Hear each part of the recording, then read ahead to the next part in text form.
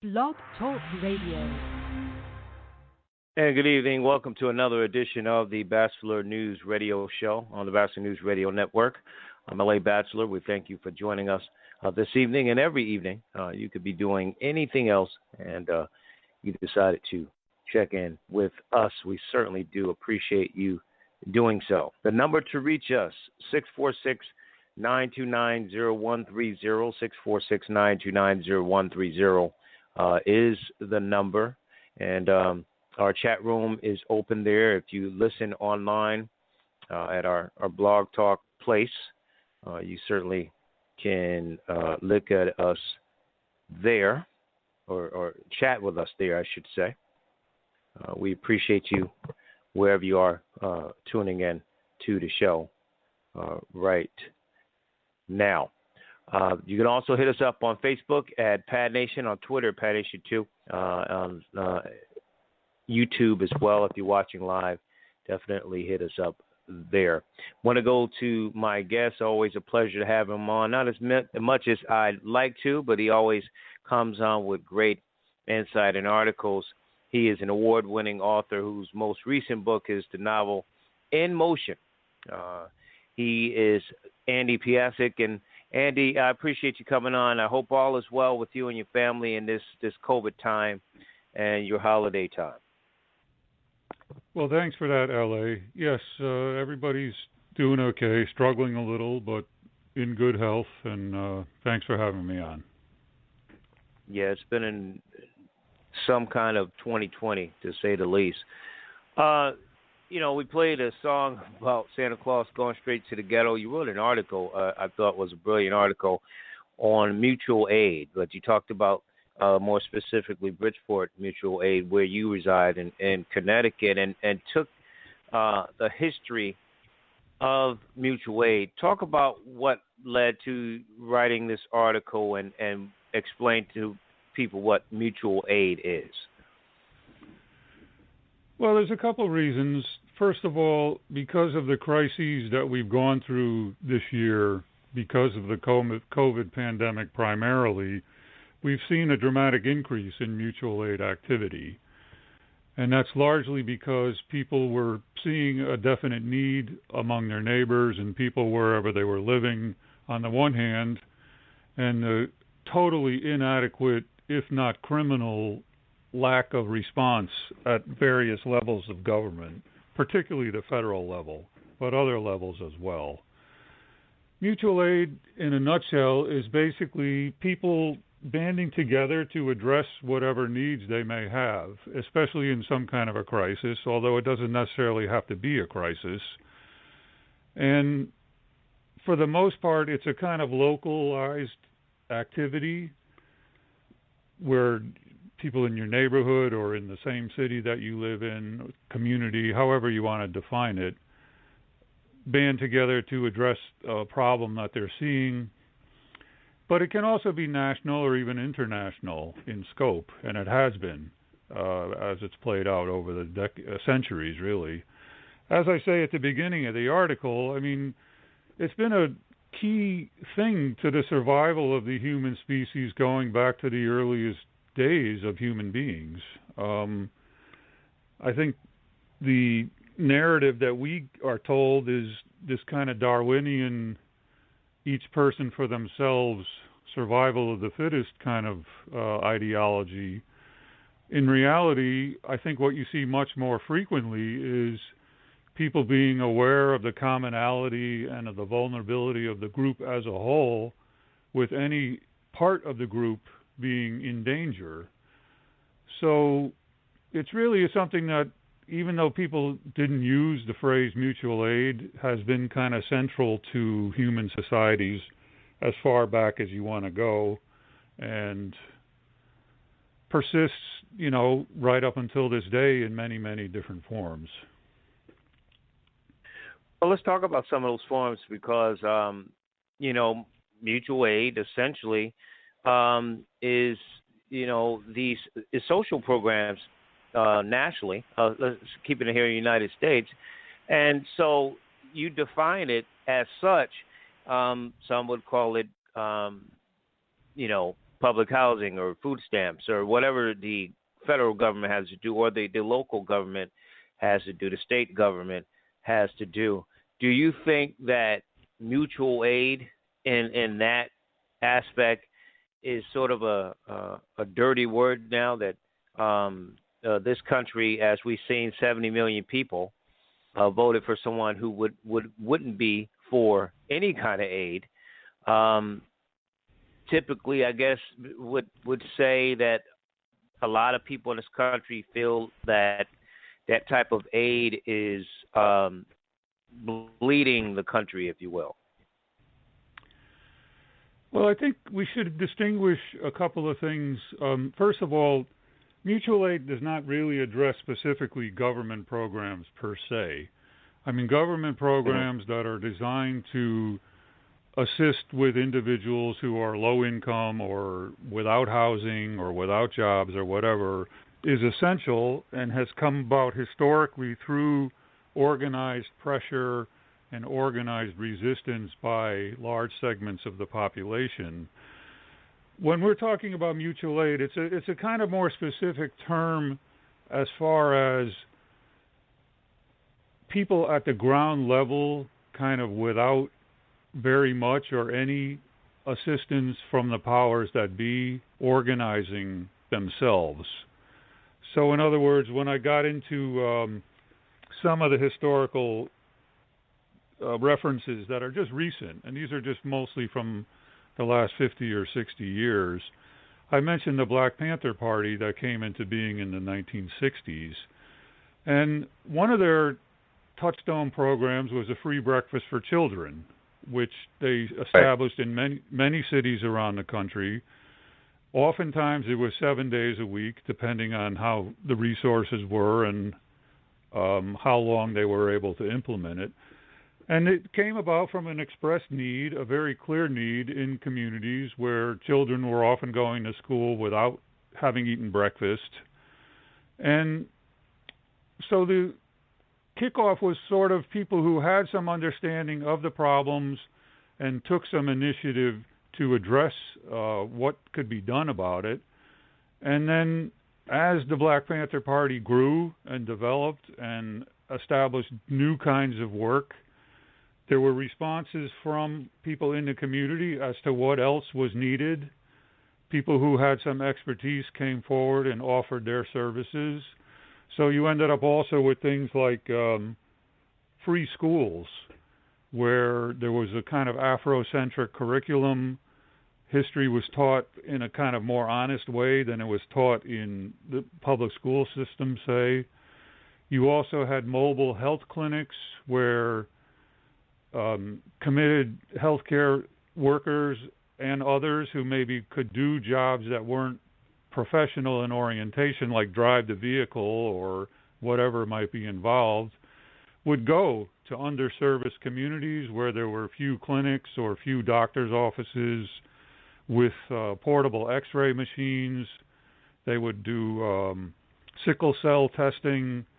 There was probably a phlebotomist on hand at some point so that if necessary they could draw blood for lab work, and any number of other things. I'm really just sort of touching the tip of the iceberg here, and that's just one organization. And clearly what you have is what I started off with in the beginning, a crisis situation impacting hundreds of thousands, if not millions of people, from basically what you could call intentional neglect. And people took it upon themselves to respond as best as they could, with tapping resources from sympathetic supporters in the area, etc. So while on the one hand, absolutely, I think one part of our activism, say, has to be to continue to keep the heat on government at all levels to provide better health care, more unemployment benefits, better jobs, better job protection, all that kind of stuff, some of which is completely unrelated to the pandemic. I mean, all these problems existed to some degree even before coronavirus hit. But I think that the coronavirus epidemic has brought more of them to the forefront and has, you know, inspired, I guess you could say, people to take up stuff that clearly needs to be done and is not being done adequately enough by government level at any level. If you're just joining us, we're talking with Andy Piascik, of course, here on the Vassar News Radio Show on the Vassar News Radio Network and WCOM in Chapel Hill. Andy, I want to stay with your point of the Black Panthers because not to take it in a different direction because of some need to do so, but I think the Black Panthers is a prime example of the mutual aid, as you mentioned, the feeding breakfast program for kids and the mobile health clinics they established, all the things they did. But the perception of them as being just this militant group that wanted to kill Whitey, quote unquote, and did nothing. They just were against the police, against the white establishment, and they were just angry men with guns. Really is the perception of people, not just in that time, but those who didn't really study and understand what the Black Panther Party was doing, aside from wanting this social and political equality, economic equality. They did so much good for the people, and specifically kids. And I think that gets lost in the entire historical realm of the movement that the Black Party had and still has. Well, and I think that distortion of history is intentional. It's intentional because of the threat that the Black Panther Party posed to the system. Now, certainly, to be clear, there were segments of the Black Panther Party that was kind of over the top in terms of often seeking confrontation with police, of putting way too much emphasis on picking up the gun and having shootouts, in completely kind of inappropriate ways. But I think the emphasis on that is totally out of proportion to what the work was that they actually did. And it's also done specifically to obscure the work that we're talking about that was done. Obviously, it's also done to obscure the fact that they were under tremendous attack, violent attack, assassination, murder from the state. So the attempt to paint them as the provocateurs who brought all this stuff down on themselves is also another part of the lie that is told about the history of the Black Panther Party.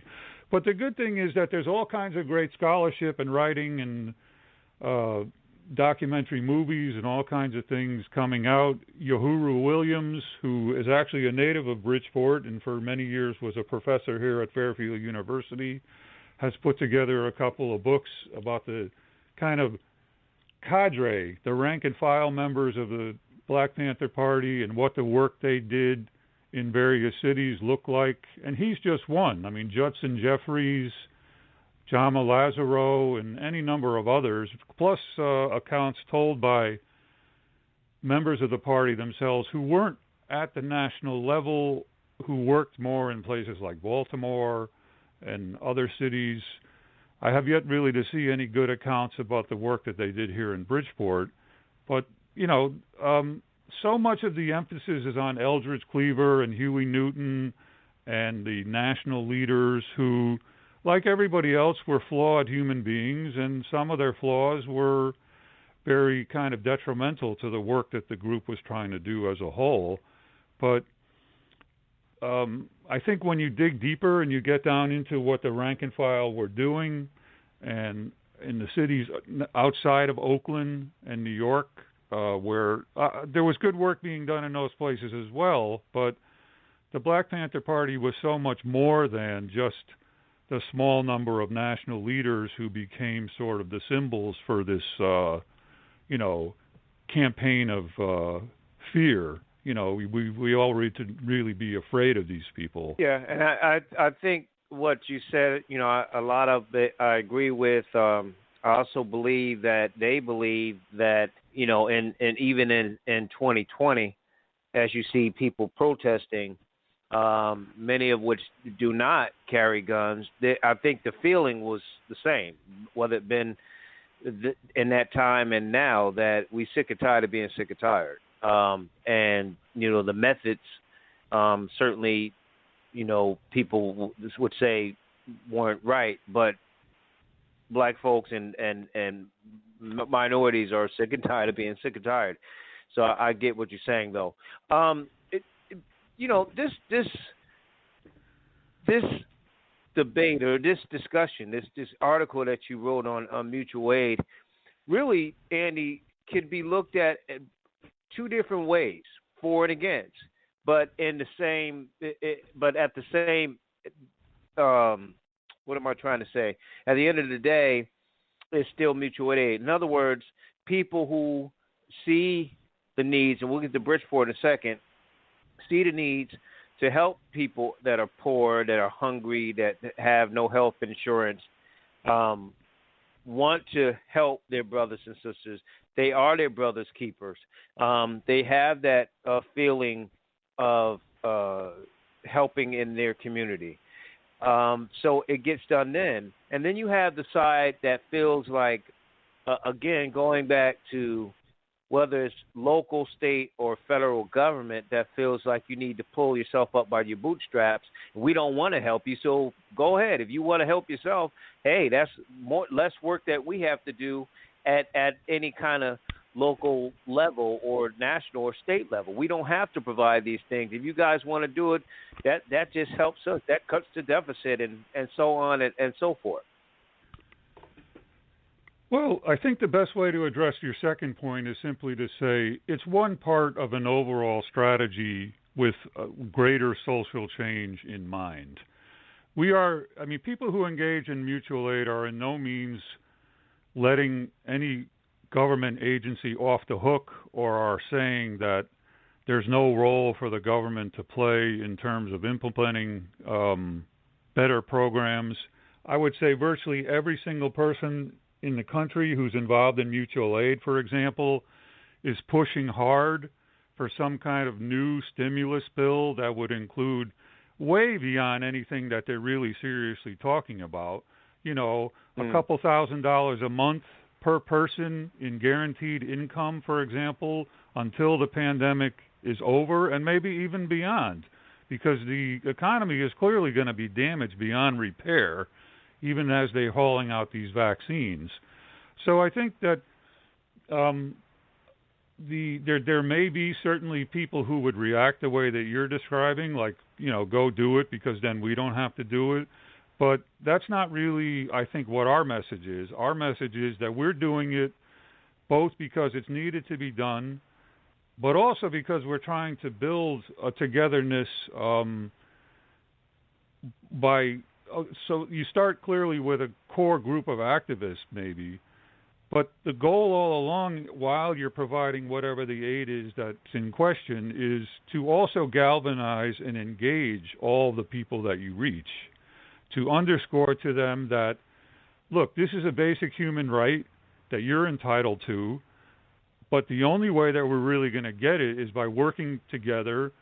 So even if you may not have any experience as an organizer or whatever, you can come and you can participate too, because while it may be you who's getting this box of groceries every day during this pandemic, there's something that you can do for other people as well. And the more people that we have involved in doing this work, the more that we can do. And it also creates a whole chain reaction of, yeah, this is the way the society as a whole can function. You said, we are all my sisters and brothers' keepers. I mean, that's a basic motto that people can live by and that we clearly have gotten very, very far away from in this society.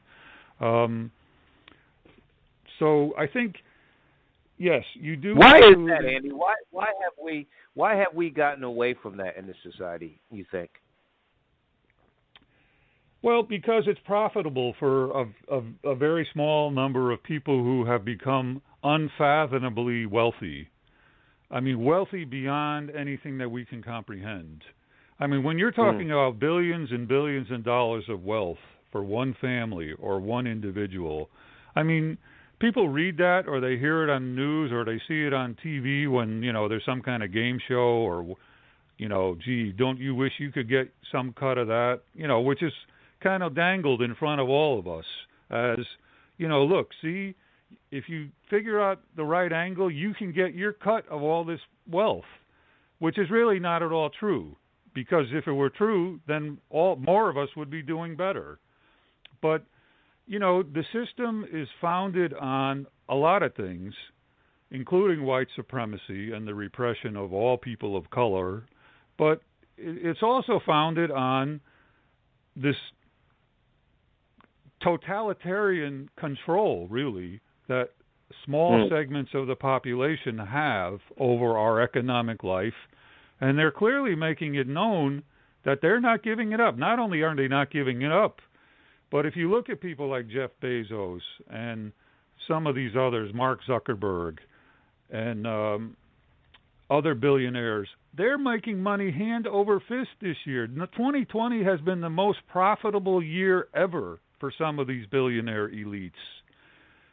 And, if you need more evidence as to how the society is completely dysfunctional, why is it that in a time of dire need for literally tens of millions of people, more and more of the society's resources is being concentrated into the hands of the people who need it? But that's the foundation of a profit system. And until we get our forces together strong enough and do more of this work that we need to do, we are going to be continuing to be at their mercy, really. Not to mention, what you mentioned that we can get into a little if you want about these ultra-right fanatics who are so solidly in the Trump camp and who I think really present a tremendous threat to the future of the country. But that's maybe another discussion. Well, I mean, just absolutely. If you think about it, again, 70 million people decided because of white supremacy or because they feel that he's going to put money. This man, the crazy thing about it is, and I don't understand the segment of people who, let's say, out of those millions, some of which are not racist, that he's not one of you, folks. He's never sweat a paycheck. He's never sweat a paycheck. He's not one of you. He sold you a bill of goods and you bought it. And the consequences will be there. Andy, socialism is a nasty word too, by the way. Socialism and socialists is such a bad word. But go ahead, you were going to say. Well, and he's still grifting because these millions and millions of dollars, I think it's a $200 million is the last that I saw, that's being contributed to supposedly help with the effort to challenge the stolen election. He's going to end up with most of that money when all is said and done because he doesn't have to return it. There's no legal obligation that he return it or that it be used all on what it's supposed to be used on. But as far as I think it's true in the mainstream and certainly the propagandists, even the most liberal, want to tar the word socialism as much as possible in a negative light. But the fact remains that socialism is now more popular than it was probably since World War II or before that. And more people, again, it's not enough, and it's maybe too much. It's concentrated in certain parts of the country and not in places where we really need to roll up our sleeves and do battle with these folks. And I'm talking now mostly about white people because the burden for going out to the heartland where so many of these places are run by reactionaries and white supremacists, we need more good white young organizers there working on the ground with working class people to show by action, not just by talk, by action, that yes, they have absolutely nothing in common with Trump or with anybody else who runs this country. So I think there, and what I see is especially the percentage of young people who are supportive of or at least sympathetic to the idea of socialism has grown astronomically in recent years. And you certainly can figure that out just based on what their life situations are. You know, you have people who are, even before the pandemic, but more so during the pandemic, whatever tenuous job situation they had has been undermined. People are having to move back in with their parents. People are having to move back in with roommates when they're way past the age where they ever thought they were going to have to live with a roommate again. So for obvious reasons, you know, people who are in their 20s and maybe their 30s are more grasping or more open to and becoming socialists. So I think the key thing is, yes, we always should question anything that we believe and always look for new ideas that are better or that are prove on our kind of foundation. But once we have some kind of a foundation along the lines of what we're talking about, you really have to kind of deal with mainstream ideology and media as, yes, that's exactly what you would expect them to say. Even the most liberal, you know, I've seen commentators on MSNBC who absolutely reject the idea of Medicare for all because we can't afford it, even though every single study that's done honestly about having it shows beyond a shadow of a doubt that it would literally save trillions of dollars a year in healthcare costs, and it'd be more beneficial to people who would now have full health insurance. So I think we have to really always be on guard against letting the powers that be, through their media outlets, define the terms that we're supposed to debate these issues on, you know. And there was just one other thing I wanted to say. I don't know if we're going to be going over my time slot, but I think it's also important, while we absolutely have to oppose and work against and denounce where necessary the kind of white supremacist gang, the 70 million people that you mentioned who saw fit to vote for this guy despite everything that's happened over the last 4 years.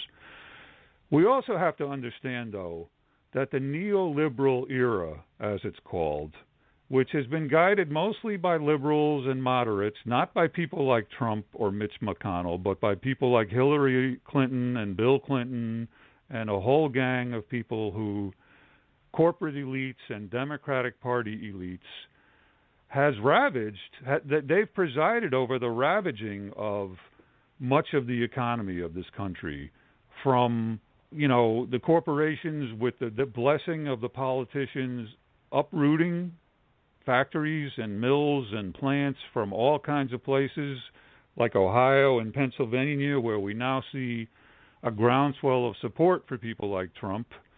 And a lot of those people have been left really in the lurch, trying to survive on minimum wage jobs or low-paying jobs, where up until the 1970s or 1980s, it was kind of a given that if you grew up and got, you know, your high school education, or even if you were a high school dropout, you could go work for U.S. Steel or Goodyear or in some kind of factory that had a union and had good benefits and, you know, understood that a progression of your livelihood would proceed over 25 or 30 years.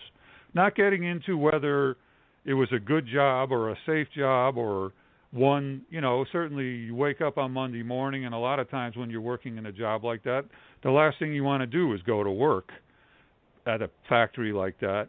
But the bottom line is, you know, the decline in living standards that people in that part of the world, and talking mostly now about whites, has been very dramatic since the 1970s. And I think one of the reasons that Trump is able to get over with this whole idea that he's some kind of outsider who's going to come to Washington and drain the swamp is because of the tremendous anger, frustration that people have toward elites who are largely concentrated on the two coasts and who don't listen, who don't care about what's going on in their communities. This is a great point. And I've been saying that for a long time. These so-called liberals are not really liberal. They're moderates to say the least. And people are tired of the Clintons and people like that. And more specifically, as a black man, black people have been, it's you born and you're a Democrat, and not every black person is for black people. Not every Democrat certainly is for black people. So, I've often said that you need to vote for those who are going to help your community. Politics is local. And if you have this elite mentality, really in both parties, but certainly if Democrats want to say they're the party of, the common person, then you just look no further than Hillary and Bill. And even Barack, in a lot of ways, keeping the Bush administration's some of their programs and policies even after Bush left office. Real quick before you go, can you talk about the Bridgeport situation and how it's been really, the city's been really affected, but how these community activists and these organizations are trying to help? Because you made a great point in the article when you talked about how the buses were shut down. It shut off elderly people who depended on their grandkids and Right. kids to come and help them, and Wheels on Meals and all that stuff got really reduced because of COVID-19. Talk about Bridgeport. Yes, well, like a lot of places, the Bridgeport Mutual Aid began in March of this year at the time when the COVID pandemic was really hitting hard. As people may remember, New York City and the outlying areas like where I live in Bridgeport were hit first, hardest, more so New York City, but here too. And as things worsened, as you mentioned, now the buses are back running and have been for some months, but for a while there, in order to prevent people from being in dangerous situations, the bus routes were stopped. And for people who don't know, Bridgeport is primarily a working class and poor city with a majority people of color population. So people were already struggling, and with the pandemic, everything got worse. So a relatively small group of people got together and formed Bridgeport Mutual Aid with the specific first goal of delivering necessary goods to people in need, with an emphasis on those who had some kind of difficulty traveling, even to go so far as to go to a grocery store, which, as you said, maybe if it was elderly folks or disabled, whatever, they might normally have been dependent on their children or grandchildren or neighbors, and now all that became much more difficult without buses running and with people being warned to kind of stay away from each other, especially if they weren't immediate living in the same household. So the Bridgeport Mutual Aid began by soliciting goods from local farmers in the form of food, but also from grocery stores and other businesses that were willing to contribute excess or stuff that was going to be returned. They also got, I think, some grant for some nonprofit organization that also helped them to purchase things that were needed, and they began to deliver goods where the network of these activists knew they were most needed and where they had some contacts through previous work. And so it's been going on 4 days a week ever since March. The boxes of food are delivered 4 days a week and include not just food, but also things like diapers and tampons and toilet paper, which for a while here was in very short supply. And now with winter having hit, they're also calling for contributions of things like blankets and any winter clothes that people may be on the verge of getting rid of. So it's really been kind of a important move to fill needs that people have. And as I mentioned in the article, people have not just been kind of passive receivers, but they have also become, some of them, engaged in the Bridgeport Mutual Aid themselves. So it's a whole way of, I mean, you do need the kind of core of people to get it going and get it operating and kind of have a structure to it. But the long-term goal is, and it's beginning to happen even early on in the first 9 months or so of the operation, is for people to see that they can also contribute in other ways to people who may have also the same kind of needs that they do. People they don't even know, who live on the other side of town or whatever. So if you have a car and you have a day free where you can spend 3 hours loading up and delivering groceries, then you can now expand the circle to somebody new and get the word out that this is happening, and not just get people what they need, but also draw them in and have them become now a part of the whole thing. So it's been, it's nowhere near at the scale that's needed, and I think that's probably true every single place where this kind of work is going on. But it's a beginning, and it certainly has the potential to grow into something much larger. Well, it's a true a true measure of the American or the human spirit and what people can do in the midst of crises in a epidemic like COVID-19. Andy, before you go, great work, of course. How can people reach out and get your articles? They can actually contact me directly if they want to get added to my mailing list. It's Andy Piascik at yahoo.com, ANDYPIASCIK at yahoo.com. They can also Google my name around. My articles are published all over the place. I still am yet to get my own blog or website. I keep telling for years that I'm going to do that, but my stuff is published at Punch. It's published at Z Magazine and ZNet, all different places. So if people are so motivated, certainly they can contact me, and either for the purpose of getting on the email list or just to chat and kind of maybe do some common work together or share ideas or whatever. Absolutely. And certainly we'll be posting your information on our new website too. But Andy, listen, all the best. Be well. Be safe. I know snow. I don't miss that back home in our state of Connecticut. But you have a great holiday, man. I'll talk with you soon. Thank you. Have a great holiday to you too, LA. Thanks for having me on. Thanks. Greetings and great day, everyone. I am Elder Janelle Strickland, host of the Life Cafe radio broadcast from Maximizing Life Family Worship Center. I invite you to tune in every Saturday from 5 to 6 p.m. Tune in, maximize your life with the Word of God, and be blessed. Only on the Bachelor News Radio Network. Join Barry Barnes for Locker Talk on the Bachelor Pad Network as he presents NFL news and evaluates players. Fridays at 9 a.m. Eastern at blogtalkradio.com.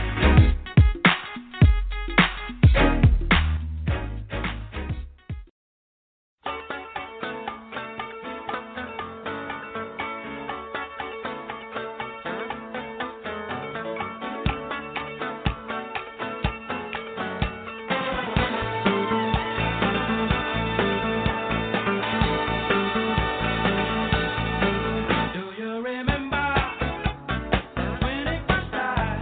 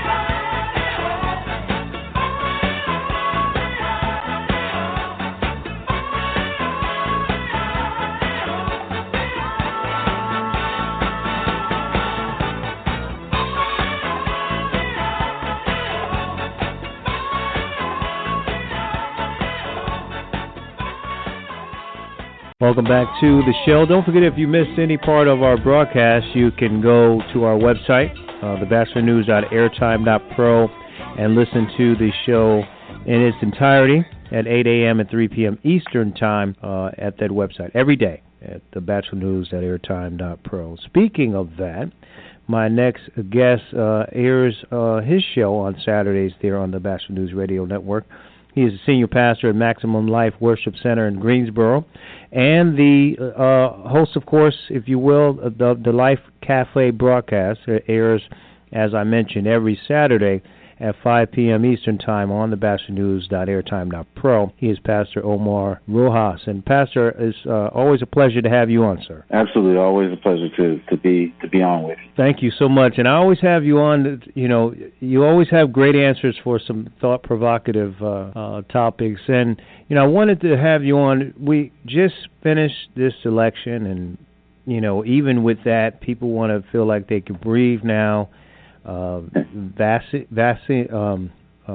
vaccine are on the way, so they say, and people are trying to look for hope. There's still a lot of divide, as you know. We don't have to get into all the political stuff, but there's still stress, and there's still people who want to have some sense of normalcy, some stability. So with scriptures and what you would say, just directly, what would be the thing that you would say in regards to what the Word would say in terms of applying some faith and some instructions to your life to make people feel better and know that it's going to be better? Right. It is, we're facing a lot of challenging times, and it would be nice if there was just one thing going on that we could kind of process, but the way society and the way life is right now, it's a lot of things all at one time. But we all face a lot of things, even beyond what's going on in our world today. We face a lot of challenges from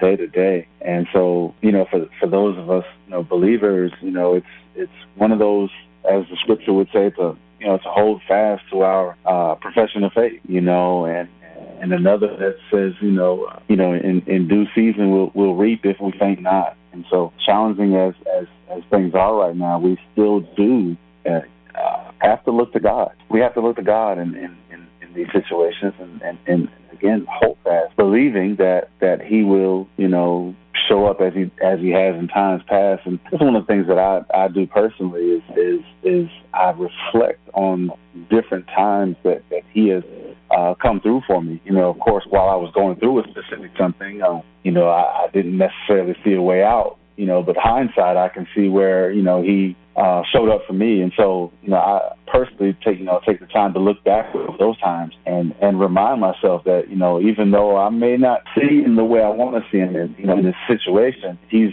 proven to show up before, and with His track record, if you will, it gives me personally the encouragement I need to keep going, because He's always shown up for me. You're just joining us. We're talking with Pastor Omar Rojas on the Bachelor News Radio Show on the Bachelor News Radio Network.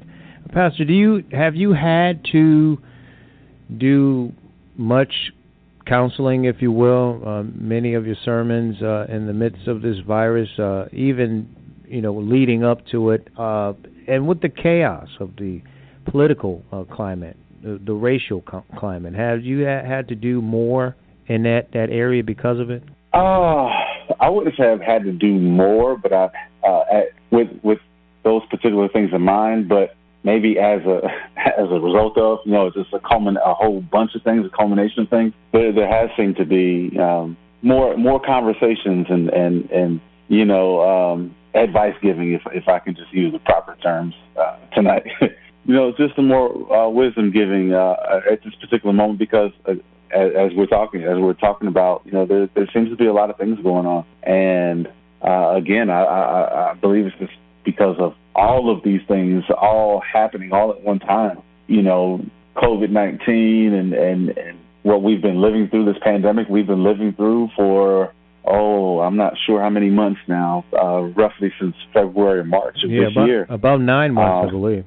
It's been some time, and people are going through some things. The whole quarantine and essentially being isolated, and I think we talked about this before in the previous show. some people are being locked in places that they don't want to be in. When we're talking about home, in a home situation, and so the difficulties that come from that have been very real. And so we've done a lot of I don't want to say counseling, but a lot of advice giving as a result of a lot of things that have been going on in 2020. The one thing I saw, again, not to get too political or anything, but when President-elect Biden was deemed the winner and at 270 electoral votes, you saw masses of people all across the country, and even other countries as well, dancing in the streets and excited and crying and relieved.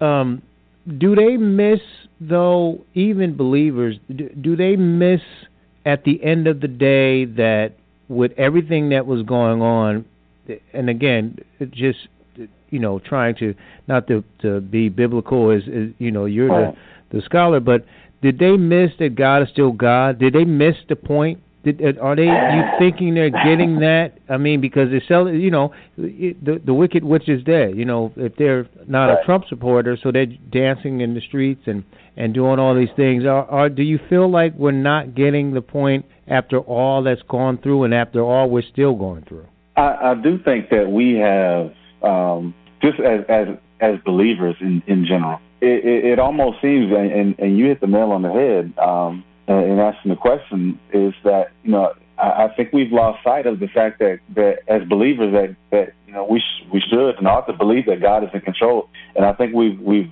lost sight of that as a whole, not everybody, but just as a whole. And honestly speaking, there have been some people that are close to me that have I just have become really disappointed because of, it seems as if we have more faith in the presidency than we do God, and it's been disheartening and disappointing last couple of weeks or a week or so, however long it's been, just seeing, again, more faith in the presidency than in the God that we say that we serve, and the God that we believe in and follow and have given our lives to. Yeah, I was talking to someone that it mentioned that and basically was saying that we should not lose our way, that if we feel, again, if you're anti-Trump in this particular case or any position that your candidate won, you feel like, yes, your vote counted, but now is a new day from your behalf if you voted that way. But it's a higher power, it's a higher position that allowed your candidate to win. And I don't think that some people understand that. And it was an old friend of mine that was pointing that out to me today. But your thoughts on that? Well, but that's absolutely true. It's as the Bible says, God puts up one and takes down another. So who's in office, whether we like it or not, has been set there by God as believers, even if we don't agree with whatever the turnout is or was, or I don't even know the correct term to put at this particular point. Our position has to always be a position of prayer, regardless of whether we like the candidate or not, or whether we agree with their policies and so on and so forth. Our position has to be a position of prayer, because as the Bible says, the heart of the king is in the Lord's hands, and so and He can turn that heart. So again, we have to really have a position or even a posture of prayer for leaders, again, whether we like them or not, and that's the hard part, because.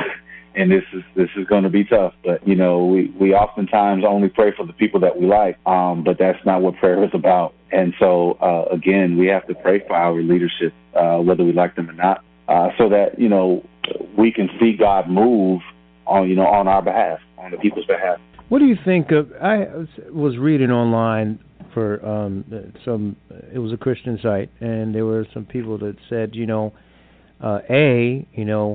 God doesn't make accidents. There's no accident. Everything is right.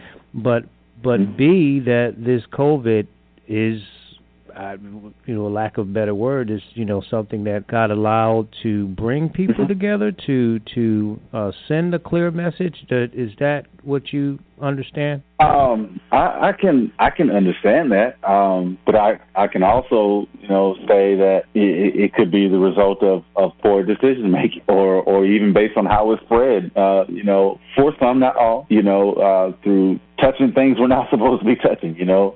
So and look at the things that we have to do. We have to cover our mouths, or we have to clean our hands, wash our hands. Before, during, after. We have to be a little bit more conscious of the things that we're touching. So, does God allow things? Absolutely. And is it to bring people closer together? Is it to? I wish I could. I had the answer for that. But as the Bible would say, that a curse causeless does not come. So there is a reason or reasoning behind COVID-19, and I'm not trying to say it's something political or it's the government, or I'm not saying any of that. I'm just, simply, from the Bible standpoint, a curse causes does not come. So it could be the result of poor decision making years ago, or whatever the case may be. But it's not, as we would say, happenstance that COVID-19 is here. What would you, final thoughts? What scripture would you refer people to? I know people at this point want stability. They want peace. They want hope. They want to know that it's going to be okay, and certainly we can go to the Word to find that. But what would you put out there for people to kind of read and get some encouragement? Right. Now, I would, and it's a super familiar passage of Scripture that I'm actually going to probably read really quickly. Sure. And it is, and again, something we probably all heard at least twice in our life. This might be the second time for somebody. But Romans 8:28, and we know that all things work together for good to them that love God, and to them who are called according to His purpose. And that's the scripture that gives us hope. I do want to add, not to this scripture, but add to the context of the scripture, because a lot of times, especially in the church or as believers, we say this often that things work together. The way we state it really is they work for my good, but that's not what the scripture says. The scripture says that things work together for good, right? And so here's the thing, and I think I said this in a previous broadcast or interview, and that's this, is that I have to make sure that my good and God's good look the same. And because, again, the scripture says for good to them that love God, not my good, but good.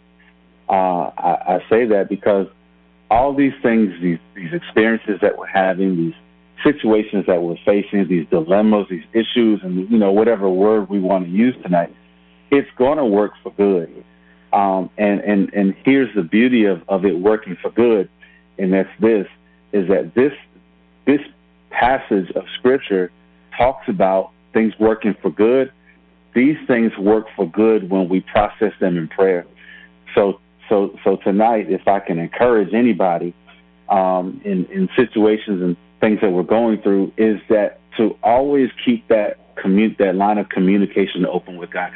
Always keep committing things to prayer. I know it doesn't seem like it's working. I know it doesn't seem like God is moving.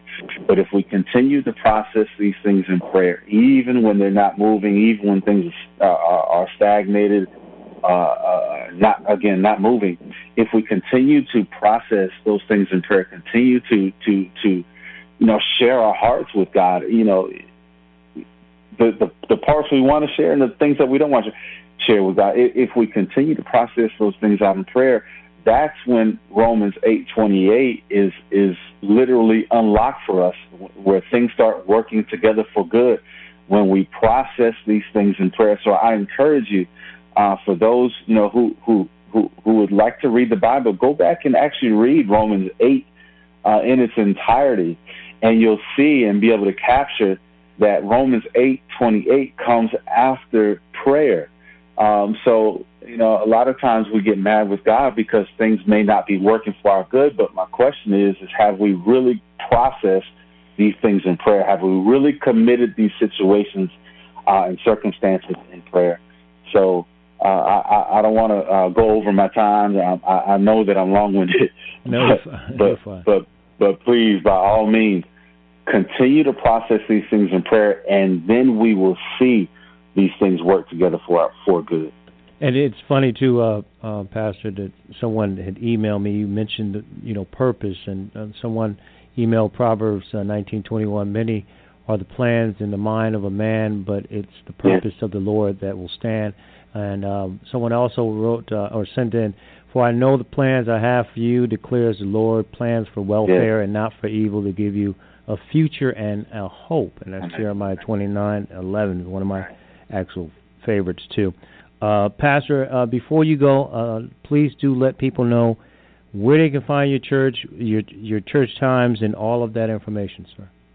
Absolutely. We are, and I say this often, we are located in the great metropolis of Greensboro, North Carolina, but we are on 2902 East Market Street, again in Greensboro, North Carolina. Our service times, we have what we call a Life Cafe, which is also our radio broadcast on Saturdays, right, between 5 and 6, Saturday evenings, but we have our Life Cafe, which is our version of Bible study at 8:30 a.m. on Sundays, and then we go into prayer and the service right at 9:15. And, of course, we do have Bible studies on Wednesdays at 7 o'clock p.m. You can also find us on Facebook. That's Maximizing Life Family Worship Center, home of the Max Life Church. That's the name. That's the Facebook page. You can go there and hit like, and you'll be able to stream live with us there. But we would love for you to be our personal guest. And if I can have just about 2 seconds, this coming Thanksgiving, we're having what we call Feed 500. We are feeding what we call the transitional community, otherwise known as homeless. We do this every year, been doing it for 6 years, and we definitely do need your help. The best thing that I can tell you to do, if you can help us, if you can go to our Maximizing Life Family Worship Center page on Facebook, you'll be able to see the information that of the things that we need. We need volunteers, and we need help again. Volunteers, and we just need, again, food to be able to serve the community. Again, Facebook, Maximizing Life Family Worship Center, home of the Max Life Church. If you go there, all the information you need for Feed 500 is there, and you can get that contact information from there. And we would love for you, and we would really honestly bless God for any kind of help that you would be able to help us. Well, Pastor, let's make sure that between Elder Janelle and yourself, we get that information so I can definitely post that up there for you. And listen, God bless you and your family, and certainly the congregation and all, and you be well. We appreciate you. Yes, sir. God bless you. Thank you. You be safe as well. Tune in to You and the Law with Chief Virgil Green and Chief Keith Humphrey. The show focuses on law enforcement and their relationship with the black community while letting you know your legal rights as a citizen when confronted by the police. Listen live every Tuesday night from 7 p.m. to 8 p.m. Eastern at blogtalkradio.com, and the podcast every Monday through Sunday at 4 a.m. and 6 p.m. Eastern at thebachelornews.airtime.pro.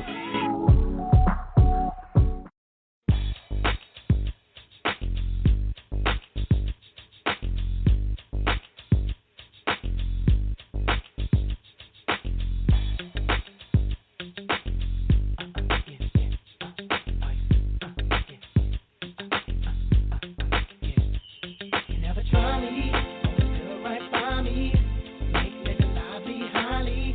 Open up my only love, the only one.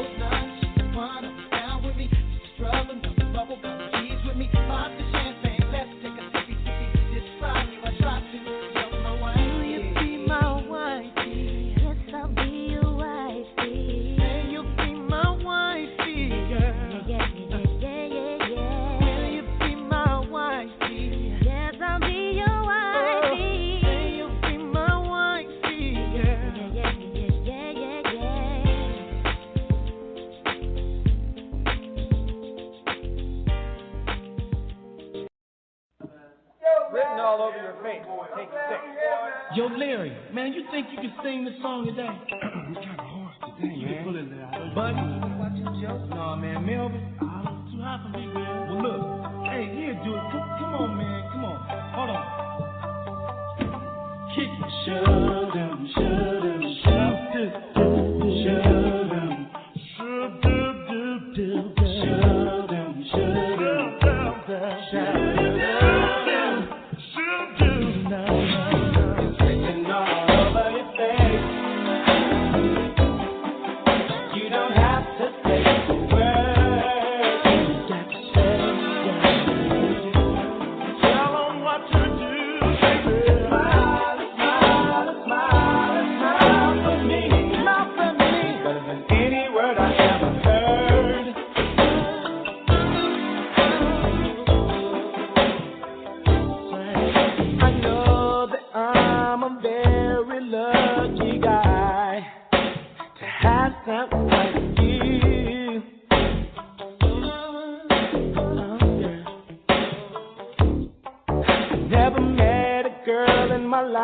like you before.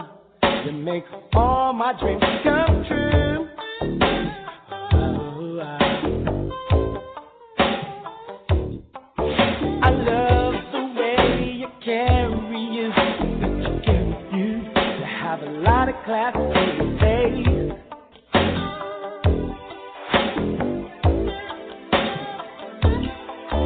You don't have to say how much you care for me, because it's written all over your face. Don't you know it's written all over your face? You don't have to say a word.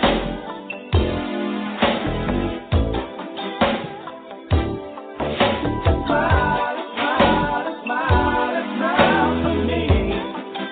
Better than any word I ever heard.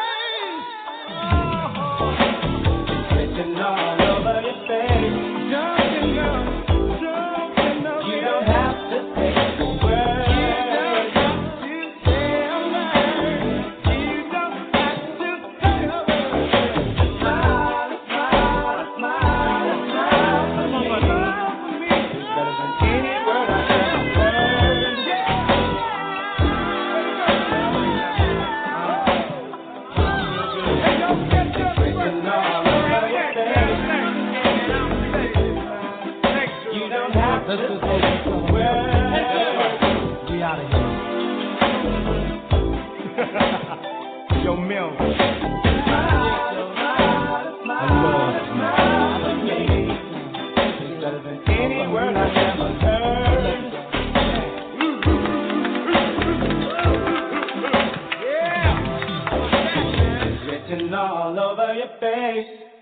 Welcome back to the show. I want to go to Gerald Hoover. Gerald Hoover is a best-selling author and certainly does a phenomenal job, his My Hero series, and we'll talk about that. But Hoover, I wanted to touch base with you and ask you, in this COVID-19, there's two things going on. We'll start with the education side. As you're a professor, you're an author of those series. You talk about not only bullying and mentoring, but education. I mean, being able to spell, being able to write a check. I mean, even if you don't write checks, to learn how to write, signature, things of that nature, the basic things. You know, kids don't even know their home keys. Remember when we were kids, we had to type, we knew the home key and all that. But right now, in this COVID-19, and we're short on time, so I want you to really get into it. What are the pluses and minuses on online schooling? In the beginning, my kids were like, you know what, yeah, this is cool, we get to do it. But now they're getting bored, and they want to be around their friends, so socially it's different. But from an education learning standpoint, especially with black and brown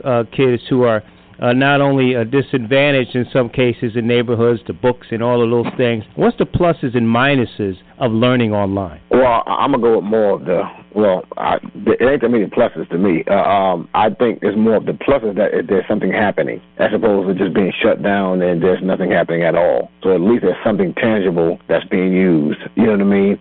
Can it work? Yeah, I mean, it can. But like you just mentioned, that social, the social part of it is part of the dynamic of being able to know how to get along with your teammates. I call them teammates, with classmates, knowing how to function, as opposed to everything being robotic, pressing a button. And that's the one thing I fear, LA, is that with my book, I have a curriculum, and my curriculum is a full charge curriculum where there's a lot of writing involved. And that's by design, because, studies show that your memory is enhanced by writing things down. Also, you use a certain part of the brain when you're writing, as opposed to just touching a button. You use a certain part of the brain when you're reading, as opposed to just things being something you digitally. And I think that's where we're going to have a problem. Again, the plus is that we're doing something, so it's better than nothing, but the minuses are a lot. And like you said, your young men are getting bored. It's a lot. And then what happens is the kids are so inundated with these video games. Everything is digitized. You know what I mean? So they could be playing Fortnite for 4 or 5 hours. Now all of a sudden you're slowing the pace. Now you're trying to tell them to teach. Now you're trying to tell them to learn that way. It's a lot. So they have to reprogram themselves on even how to learn, as opposed to being away from the computer, instead of being away from the computer and being instructed by a teacher or some sort in front of them, where he or she is able to do things live, and in person, so to speak, and sort of have the option of learning things on the fly as well, doing things on the fly. You really can't do things too much like that when you're online. You have to, kind of robot yourself a little bit as well. So, but again, pluses is that they're doing something. Minuses are a lot. And what I fear is that our children won't get the benefit of really being promoted in a proper manner, meaning earning the promotion. Because right now, you really can't fail a kid. I mean, you can't. I mean, how can you? How do you fail a kid that parents may be suffering from COVID, and themselves might have had it. And who that's a really great point, because if you have a marginal kid, a kid that's been struggling, it's probably not doing a great service for that child if you pass them because of the situation, the climate we are in. And even before this, speak to, because I think we had this conversation before about using. I have a real issue with kids using calculators for math. You know what I mean? And not counting, not writing things out like you said. I tell my kids all the time, write it down, take notes. they can go into my studio, my office, and see nothing but notes. And I try to tell them not only take good notes, but make sure you have organized notes. So when you come back to it, you know what it is. You put your name, date, all that kind of stuff. And some I see some of the kids that don't do that, but I have a real issue when they use sort of these electronic things or things that take away from counting and reading and all of these things, audio and things of that nature. Well, I'm going to be honest with you. I'm going to give you an analogy because I know you'll catch it. Well, I'm going to give you a saying. I'm going to give you an analogy. You know that was saying if you don't use it, you lose it, right? So we understand that part. But now, picture a person that's a couch potato, straight up couch potato, remote in his hand and beer in the other hand, eating chips, doing this for years, watching TV, you know, the shape got different, what have you. Then you say, okay, I want you to get in shape, the best shape of your life within 3 weeks. But tonight we're going to start off with you running 5 miles. That person wouldn't walk good 4 blocks. 5 blocks really good without him like, oh my gosh, I'm tired. And that's the same thing that's happening with our babies' brains because they're not using that part of the brain, like you just mentioned. All you're doing is pressing the button. You're not trying to figure things out in your head. You know what I mean? So you're not exercising that part of the brain. And we know the brain is an organ, but it acts as a muscle. You might as well call it a muscle because it acts as like a muscle. But if you don't use certain things to critically think, conceptualize things, figure things out in your head, ponder over stuff, if you don't use that part of the brain, when it's time to use it, you can please. Think of how many people. I guarantee you, at your audience, if you ask them, if you have read a book, if you ask them if they have read a book or a long article in a long time, and if they're gonna do it before they go to sleep, and say read the article, I guarantee you they fall asleep before they do it because that brain ain't being used. So now you're gonna tell me read all this. You know what I mean? Within a certain period of time, that brain it gets overloaded, and then all of a sudden it starts to shut down because you have to build it back up. And so this is what's happening in LA with too many of our children because they're so used to pressing buttons from video games to learning that when you tell them to do certain things, either they can't do it, they don't want to do it, or they don't know how to do it. So guess what? It's not done. And my fear. I'm saying as my son is 29 years old, so I'm not a concerned parent for him, but I'm a concerned parent for others. Because as an educator, every child that comes into your classroom or any of me when I go to schools, those children become my children, and I say it openly. I'm like, for the time being I'm here, you belong to me. That's right. And I treat them as they're my children. And so my fear is that. Because they took penmanship out of schools, you know, so these kids don't know how to write cursively, nor can they read it. So I'll use the word script. Not only can they not read in script, they can't write it, so they can't read it. So now you're telling the 18-year-old, 19-year-old, go register to do this, sign this application, go do this, and they say sign your name. He's writing in print. He or she writing in print. And believe it or not, the way they write. They're not even writing online. I mean, in other words, you tell the kid to write in print on the line, they're writing in between the line. And they're putting their name like they got it across the line because they don't have a concept of writing, bro. That is like scary. Yeah. And that's happening worse for our black and brown babies than it is for other children because other children, the ones that have the means to it, they're being taught how to write in script. Sure. So education system seem to have put that on the parents, which is not fair. No. When I say fair, because that's a basic requirement, writing.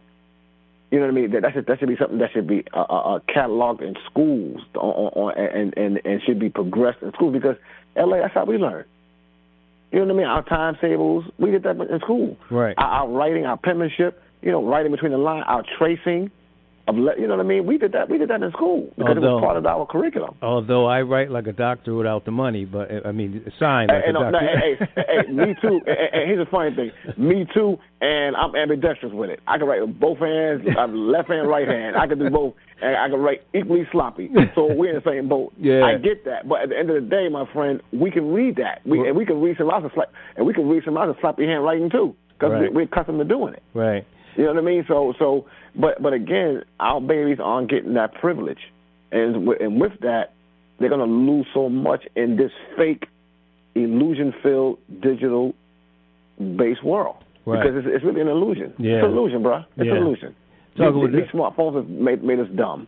Talking with Gerald Hoover, a best-selling author of My Friend, My Hero, a book targeting young black and brown boys ages 12 and up, here on the Bachelor News Radio Show, Bachelor News Radio Network, and WCOM, Chapel Hill and Carrboro, North Carolina. And we'll get to the book series and info there. Really sort of the final phase, and I know you said there's positives because they're doing something. But again, the concern I have is that even before the virus, even before they had to go online, and some are going back to school in certain places, and I mean, you can get into if it's safe or not. That's a whole different discussion for another day. But the fact is that, kids, even before the virus, and I have to, again, I challenge mine all the time, work is not, I wouldn't say it was necessarily fun for us, but, we knew we had to do that, and we knew at the end of the day it was going to make us better. Even sometimes we didn't feel like going to school. I tried to play hooky. My mother found out all the time, but I had to do what I had to do. And it didn't seem as forced on us as it is with kids. Kids like, okay, if you do this, you can play this, or you can go outside, and they pushing, they zooming through it. But at the same time, you want to tell them, no, take your time, because a lot of teachers say, take your time, read the questions, when you're taking a test. And it seems like these kids, our kids, are trying to zoom through a lot of the work, and they don't seem to get it. It's more robotic than consumption and understanding and comprehending it. You buy that? I mean, and that's the fear. And matter of fact, you said it eloquently, but you basically repeated what I was saying and the way I said it. When our babies get a certain age, they're not going to be able to function other than doing what they've known. It's almost like putting they put the blinds on horses, run a straight line. They won't know how to do anything else. But it's not set in stone this way. They won't be able to do it, and that's where too many of our children are going to fail. That's where they're going to fail because they won't have options on how to do things any other way, and that's a criminal act if you ask me. It's a criminal act. It's because. And that's why I said fake, illusional-filled world, because you'll say, oh, no, he got a so-and-so on his test. But, yeah, he was pressing a button that you helped him press because you're trying to get that funding because the state mandated so-and-so and so-and-so, which the state have no clue what's going on the ground. They're a bunch of bean counters and doing whatever they're doing. They have no clue or concept of what is done on the educational level. None, because if they did, or if their children was in the belly of the beast, they wouldn't have that kind of outlook. And just to interrupt too, if our kids aren't learning, again, pre and post COVID-19, they're ready to put them on meds, Ritalin and whatever, whatever. Man, and that's an issue. And bro, in LA, I believe it or not, pre-COVID. And matter of fact, we had discussed about my book before COVID. Pre-COVID, well, I started my curriculum 2 years ago. I mean, like getting it in stone. So I'm well ahead of the COVID part. I was yelling and screaming about in 25 years, if we're not careful, that we're going to have an educational apocalypse. I was saying this for about 2 years now. Now it's probably going to be closer than that because we're going to lose 2.5 years. Okay, put it this way: for every child I was already behind, tack on 2 more years. They're not going to fail a kid. They're going to promote them socially. But think about the average 10th grader that's getting ready for college in 2 years. They're going to be functioning on a 6th grade reading level or 6th grade work level. So that means when they graduate high school and graduate to go to college, it's going to be a real challenge. So real quick, because we're running out of time, what would be some of the solutions you have, right now with COVID and moving forward? And please do let people know how they can get My Friend, My Hero. Talk about the book and where they can find it. Sure. Well, I'll do that first because it's fresh in my head. My website is called The Hero Book Series. Right, TheHeroBookSeries.com. for those that are educators or they want to do some homeschooling, help them enhance, you can order my book, and I will even let you know how to get the curriculum to go with it. Now, the curriculum, it has a study guide, which you have to write, read, do some research to learn how to put words together, context clues. I mean, it was the same thing would happen in the school. Also have a teacher's edition to where you have the answers. So for you parents that have young children, okay, Johnny, do this. You as a parent, whether you've been to school lately or not, it's okay. You have the teacher's guide. You have the answers. The sentences, you have answers. The multiple choice stuff, you have all the answers. I even have a pre-test. So you can say, here, Johnny, take this and let me see how you can do with that. Then I have what's called a unit assessment. And I have answers for that as well. So you have a student success guide, you have a teacher's edition, and you have a unit assessment. So you have all those, and you're good. What I would suggest, put a physical book in your child's hand. E-learning is fine. My book is on tape now. It's coming out in about a month. I even have e-books, which, okay, I'm not really for them, but I know people, grown-ups want to read it like that. That's fine. But put a physical book in your hand. The 5 senses that we're blessed with are given to us for a reason. Putting a physical book in your hand speaks volumes to the mental, soul, mind, and body. There's a lot of, and go on YouTube and research how the effects are of touching a book. Google that. Touching a book. Wow. How powerful. You saw that your knowledge starts, LA, with just touching the book. It's powerful. I just saw that. I just saw something like that the other day. And it's funny because I've been thinking about it. Because I'll give you an example. Let me say this really quick. I know you're short on time. In the Bible, I'm sorry, in church, people have told me. I remember old ministers would tell me. I would say, well, Elder so and so, what do I learn? What do I read in the Bible? What should I do? They would tell me, say a prayer, put your hand on top of the Bible, and just open it. Meaning, I heard that before. You'll find it. You know what I'm saying, Ella? You know where I'm going. You know where I'm going. There was something powerful about putting your mind right with it, becoming one with the story that you're about to read, and then opening the book deep with that. That's deep. And so we keep giving these books, these digital books and everything. You ain't helping these kids. Put a book in your hand. Put a physical book. The 5 senses are given to us for a reason. That's and if right. you dummy us out with that, we ain't gonna have them, buddy. People gonna be robots. That's right. It's not gonna work for us. Yeah, it's not gonna work for us, bro. And the learning is robotic at this point because of that. Come on, man. Yeah, you're right. Come on, absolutely man. right. Come on, man. We can't afford that, bro. We can't. And you talk about apocalypse. Oh my God, you get your Negro Dominance points because you have been talking about this for quite some time. So I know that for a fact. Hoove, I love you, man. Appreciate you. Be safe. I'll talk with you very, very soon. We'll get you on next week and talk some more about this. Okay? My pleasure, my brother. Take care, safe, man. All right, man.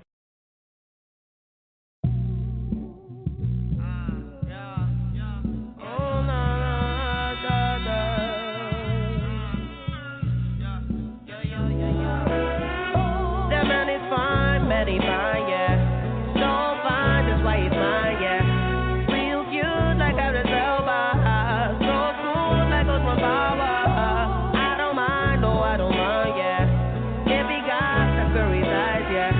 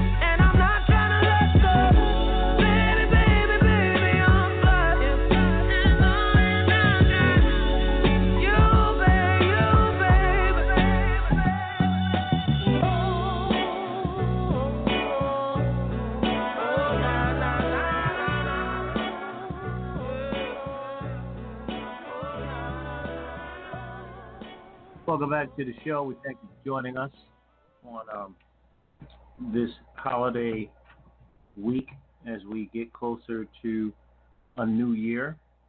Thanks to all of our guests thus far. It is the Bachelor News Radio Network show on the Bachelor News Radio Network, WCOM, in Carrboro and Chapel Hill. Again, if you missed any part of the broadcast, you can go to our website on thebachelornewsradionetwork.com, thebachelornewsradio.com. Thanks to all our new listeners. We appreciate you checking in.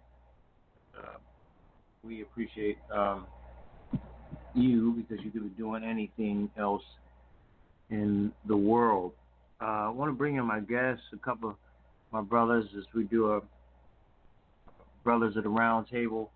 He is the owner and play-by-play voice of KRSB Radio in Philly. He is Orlando Hughes, and also he is a longtime friend and editor-in-chief of BASN Newsroom. He is Tony T. Mac McLean. Guys, I hope your Christmas was good, and I hope, of course, we're praying that our New Year will be even better. Howdy, howdy. There you go. Yeah. Well, just get me through this. Just get me through this. I'm not even going to start with where I could go because I we'll get into that. But Orlando, I do want to start with you because I asked Tony this, and I didn't get a chance to ask you this.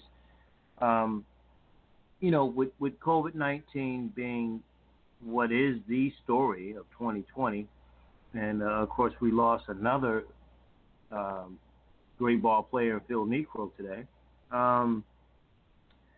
With going to the HBCU side, though, when you look at what's been played, your alma mater, they're playing obviously in the MEAC, SWAC. You have other schools playing ball. Assess from what you've seen and know where HBCUs are in terms of how they're handling the COVID-19. Because, again, everything in the black community is a zillion times worse in mainstream society, and it happens in sports. So assess of how the ones who are playing, how they've handled everything thus far. Well, I mean, looking at it from afar, I mean, they're doing the best that they can do with the resources, which are limited, as you mentioned, and you're asking young men and women to engage in collegiate sports, not getting compensated for it, and I don't want to hear that and that's not the word that I want to use, but I use it right here, about them getting a free education. But they're kind of being pimped. And, I mean, for the black colleges, my hats are off to those conferences, those schools who elected not to go and try to play ball. And play any collegiate athletics, because the testing alone will bankrupt a lot of these schools. So, my Spartans, they won a game yesterday, and I'm like, good for Coach Jones, and I'm always a proud Spartan. But I don't know if that's the right thing, man. I really don't, because where we thought as a country that we were over and this is the second wave of COVID. No, it's not. It's still the first wave, brother. It's still the first wave. Like, we were barely at the foothills of this COVID thing in June. So look right now, it is going rampant. Like, Europe just shut down again, again. And there's talks about there being a mutated version of COVID already attacking Europe. So getting it back to the black colleges, I'll say this. They're doing the best that they can do with what they have. They're trying to bring some entertainment. They're trying to engage the student athlete in some competitive games. They're also making money, but the pros are struggling with COVID. The PWIs are struggling with COVID. So what are we to do? Like this disease doesn't know anyone. They're saying 1 out of 17 people in this country will have contracted COVID before the end of this week. 1 out of 17. Wow, and it's funny because I was talking about this. I think you guys remember vaguely back in December of 19, like when they was talking about China and this thing. It's like, wow, okay, we need to watch this. And I honestly think I probably got it back then, like all the symptoms I had, and thank God I'm still here. But see, and you got the people who are saying it's a hoax, and even obviously we don't believe that. Some people are going to make some money off everything like that. They're going to prey off people anyway. But having said that, on the flip side of that, do you think that some, maybe not conferences, but some of the HBCUs, maybe looking at Norfolk State and Hampton and everybody playing now, that maybe have regrets that they didn't try to start? We see in the PWIs of Big Ten, they're all like scrambling and wish they started, with the SEC and everybody else. But do you think that might be any of that in the HBCUs in terms of maybe we should have tried to do it anyway? I'm sure there's a few, but I think for the most part, I think that they can live with their decision. They're not, as much as they need the money, the revenue, and the exposure. They're, one of the things that we always talk about with the HBCUs is the nurturing factor, and I think with them they're not going to, debate that. They're not going to put their kids in harm's way. I think the fact that they're going to wait it out for the football season or hopefully get a spring thing, it's. I think it's going to. It depends on the schools, and also you had a lot of extenuating circumstances in the sense where you had two schools like FAMU and Bethune-Cookman who were basically getting ready to make a move, and they made the move for financial reasons. But even they still, shut it down, football-wise. Now, yes, they're out there for basketball, but I think they've done it right for the most part. And look, even the lone schools. I mean, I think it was only maybe like about a handful. Most of them were like NAIA or even Division III that decided. It was probably done strictly for monetary reasons, unfortunately. And I think that there's definitely some. I think as it played out, there was some buyer's remorse in this, maybe not as extreme as say the Pac-10, the Pac-12 and the Big Ten, but I think they quote unquote learned their lesson, so to speak. And Orlando, not to beat a dead horse, but a lot of people I've been talking to lately, they're talking about the responsibility of the schools and playing and putting these student athletes or students and faculty in general in harm's way, making a decision to be on campus, make a decision to do those things. We're parents. I got a son going to high school and stuff. Your son and your daughter, going in that direction.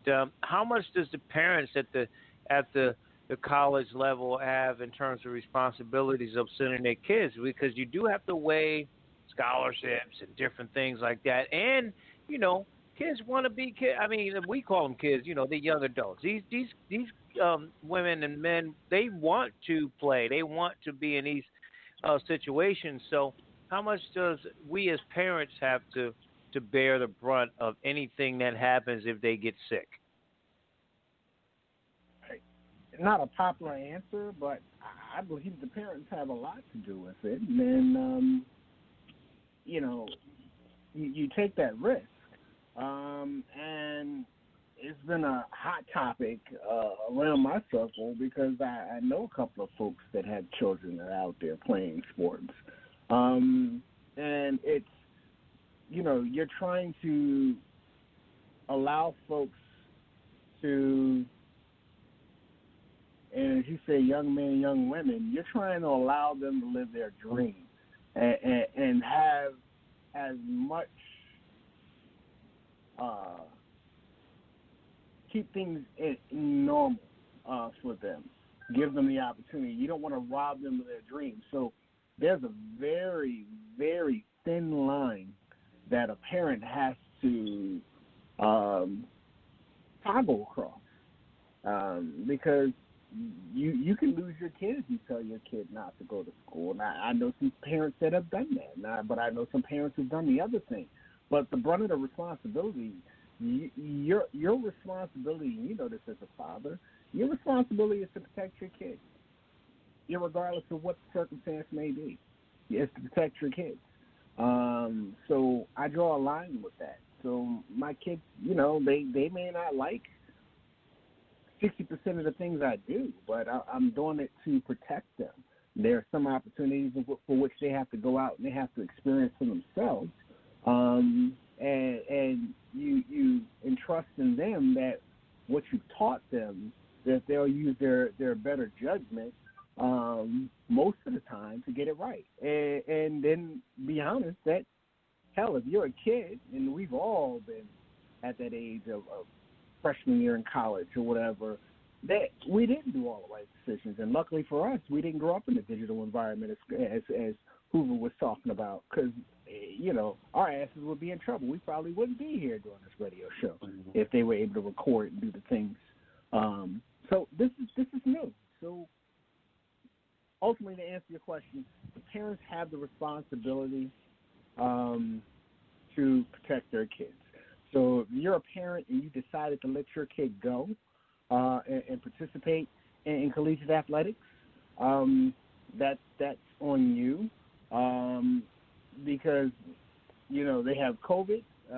But a lot of these sports, you got to worry about the kids having injuries, and injuries happen in all sports. So I'm babbling, but you get what I'm saying. No, you're right, because it is a fine line, and you're right that if it was us, you ain't.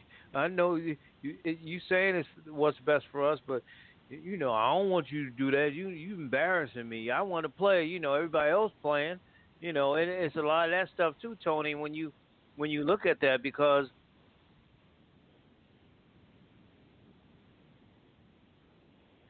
of family members, and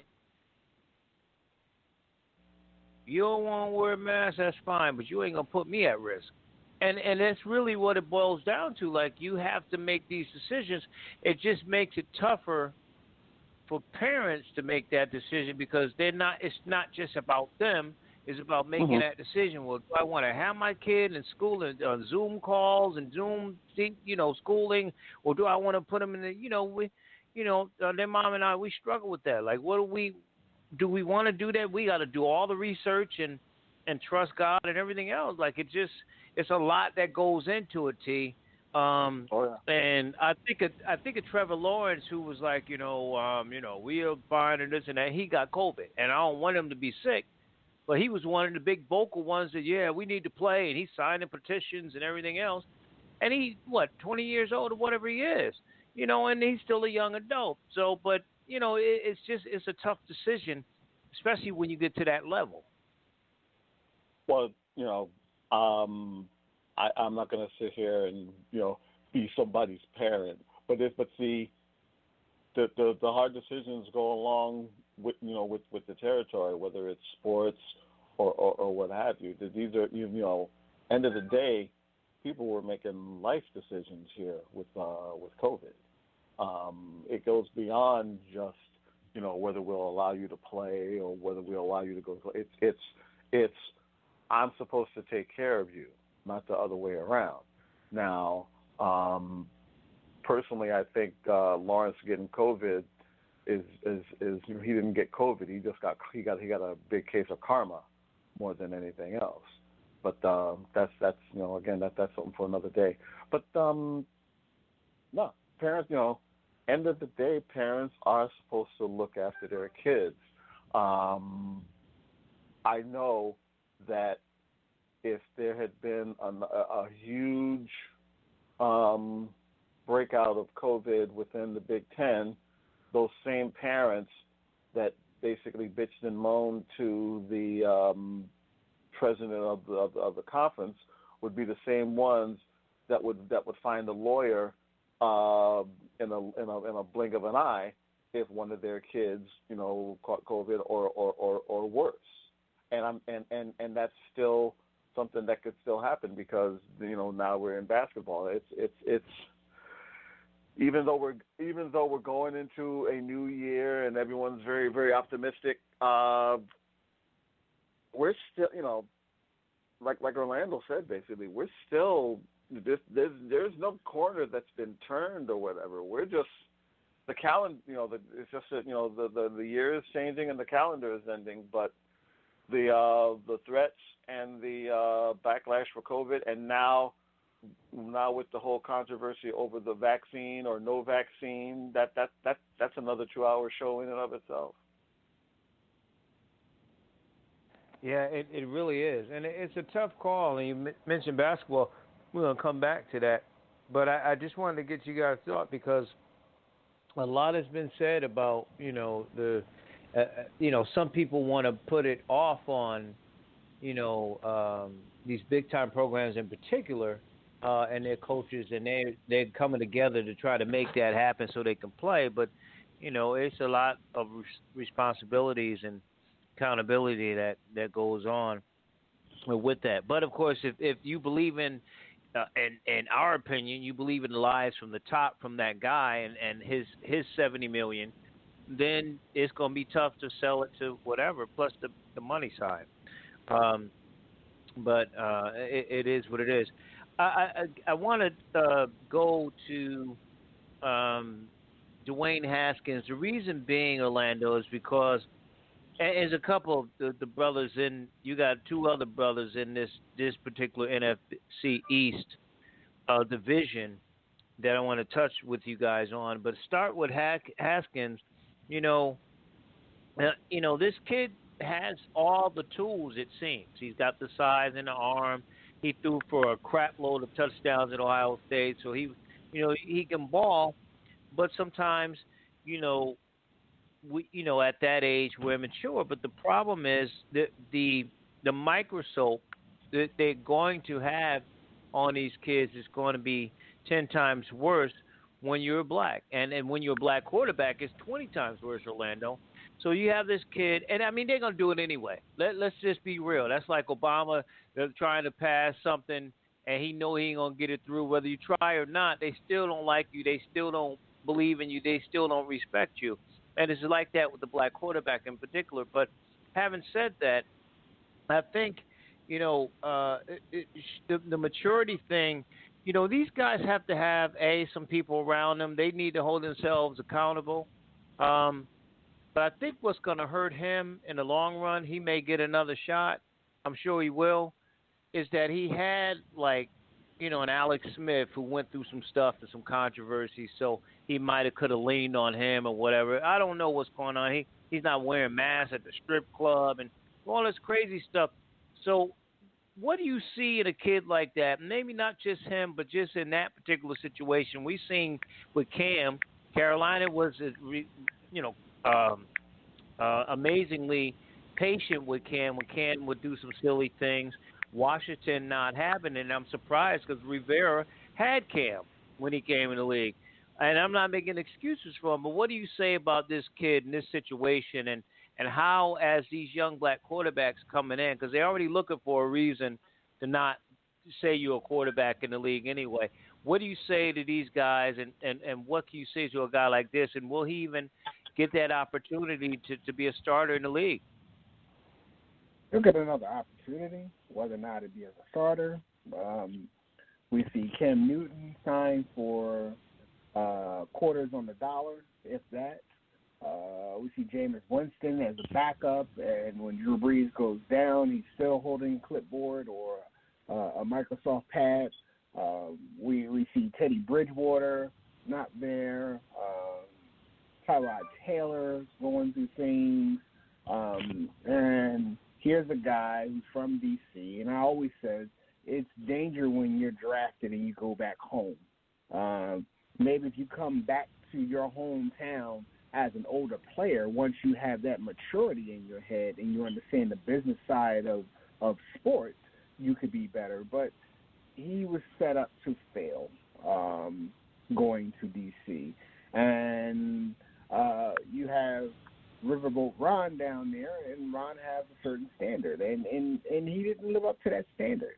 So was he mistreated? Yes, he was. Did he deserve some of it? Yes, he did. And sadly, and he doesn't represent all black quarterbacks.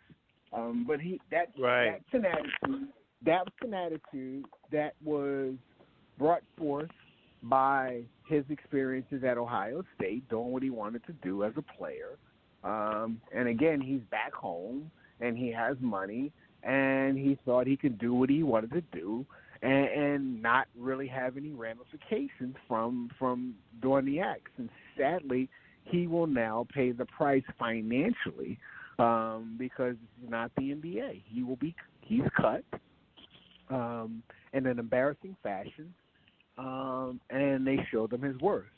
So now that they called him Django, let's see if he goes back for revenge, or does he just go and walk that long mile?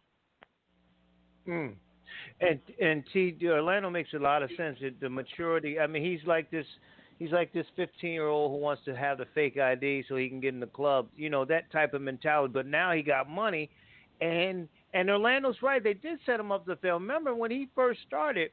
You know, they just threw him in. He had no practice. He wasn't even with the second team. I think he was on a practice squad. They threw him in there. And again, I'm not making excuses for this kid at all. But I'm saying that it seems like they threw him in there. He wasn't ready. We talk about the maturity, but the accountability side. And at the end of the day, you know, for every Dwayne Haskins, like Orlando said, you got a Russell Wilson who does nothing wrong. Man, the dude ain't even have sex until he got married. He the perfect type of black quarterback. You know what I mean? Nothing wrong, but they still don't give him the – he ain't even got a vote for MVP yet. So at the end of the day, whether you Dwayne Haskins screwing up, released by Washington, or if you Russell Wilson and they don't acknowledge you, don't have to, but not being the MVP, at the end of the day, it's all the same, it seems. Yeah, and yes, you know, Haskins was no angel in this, but, you know, let's be clear. If his worst offense is not wearing a mask at a strip club, then we're all going to prison. Okay, let's be honest here. But you know, I think also, remember, this is two coaching staffs that basically didn't want him. Gruden did not want him and sabotaged him. And Rivera sort of played it coy, but you just never got the, you know, you always got the feeling that he was on a short leash, no matter if he had been successful or not. That being said, I hope for his sake he is going to be given the proper second chance. I look at it like this. If a Ryan Tannehill can be given an opportunity, if Fitzpatrick can basically start for 80,000 billion teams in the NFL, and I truly think Haskins is much more talented and has a lot more going for himself than that. The maturity thing, yeah, it's there, but see, it's always funny when they mention the white bust, like a Ryan Leaf, like other white quarterbacks that have failed. Hell, on like and off the field. Ben Roethlisberger. How about him? Well, look what yeah, he got away with. Well, look. I'm willing. I'm willing. You know, you're not supposed to talk bad about pregnant folks, so I'm not gonna say anything about Big Ben. But it's, you know, the maturity thing. It's an easy final dig at him and everything else. Look, I find it interesting that they sort of threw him out there again. Because see, my thing is, what was so much different from last week at the same time as opposed to today?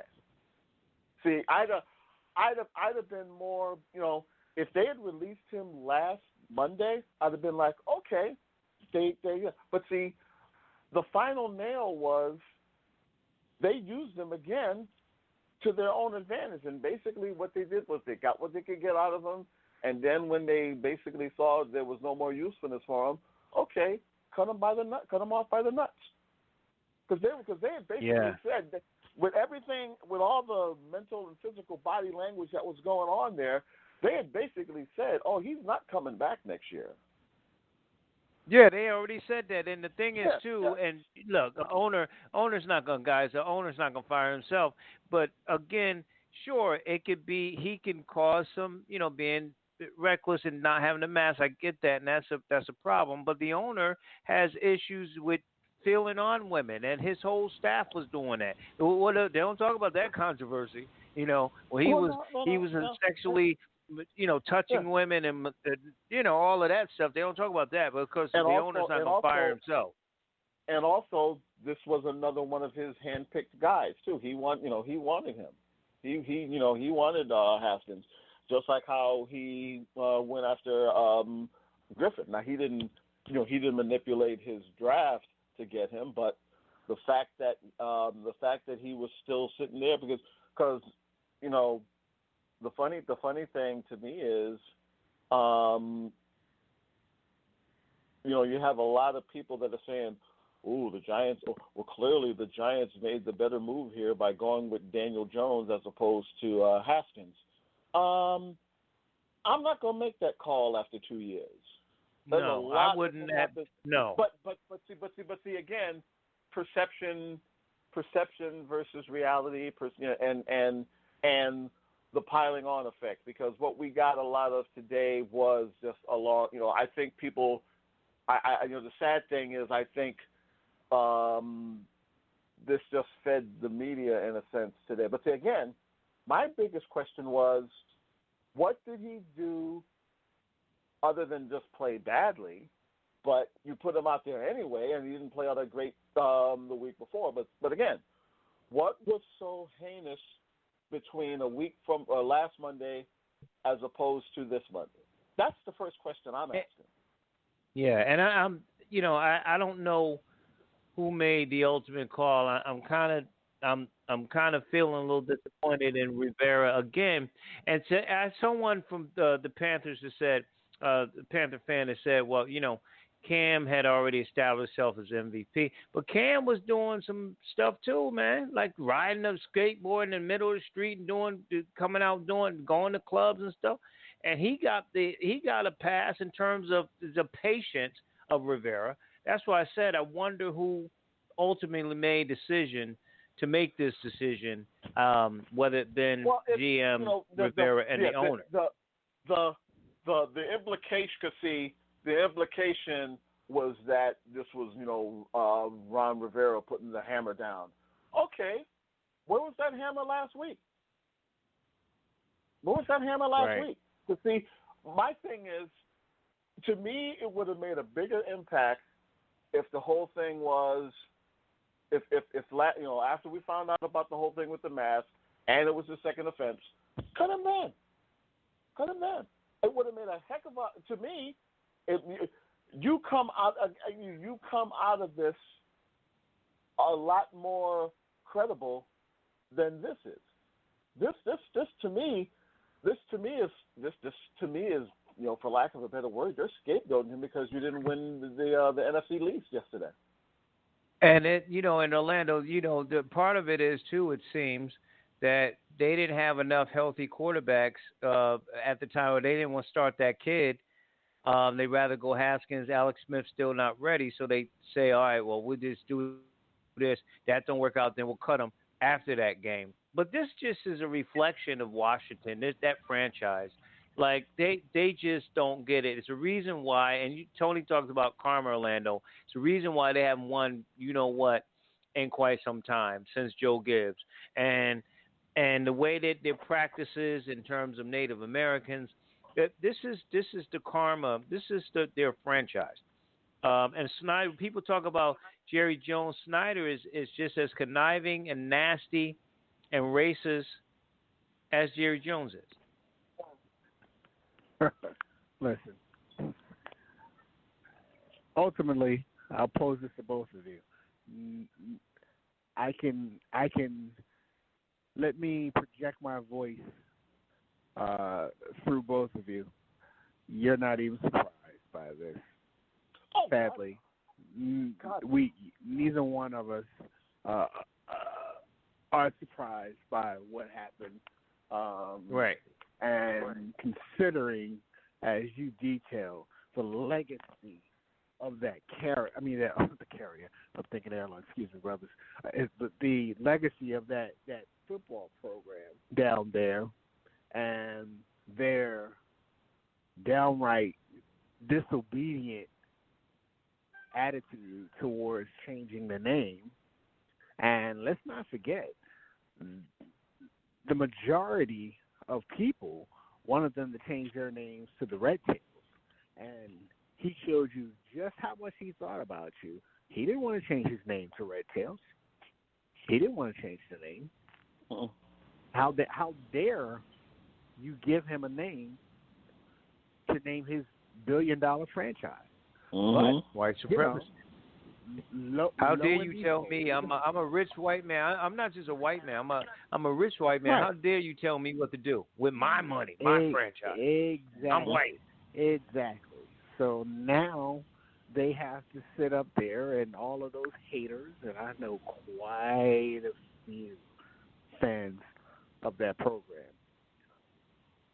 Joe Gibbs is not coming back for a third reincarnation. Ernest Biner is not coming back. Riggins is not coming back. I'll make this joke. Dexter Manley can't read the signs on 95 to find his way back there again. Ouch. Jim Lachey. Who else? Jim Lachey. All the hogs. Yes. Wait, the hogs are being sold in the Harris Teeter on 34th Street, basically. Correct. They're being sold at a bodega up in Queens right now. Hogs. So, listen, I'm not surprised. The timing of this was very tasteless, considering the crime. But he got caught with a rock in his hand, and it wasn't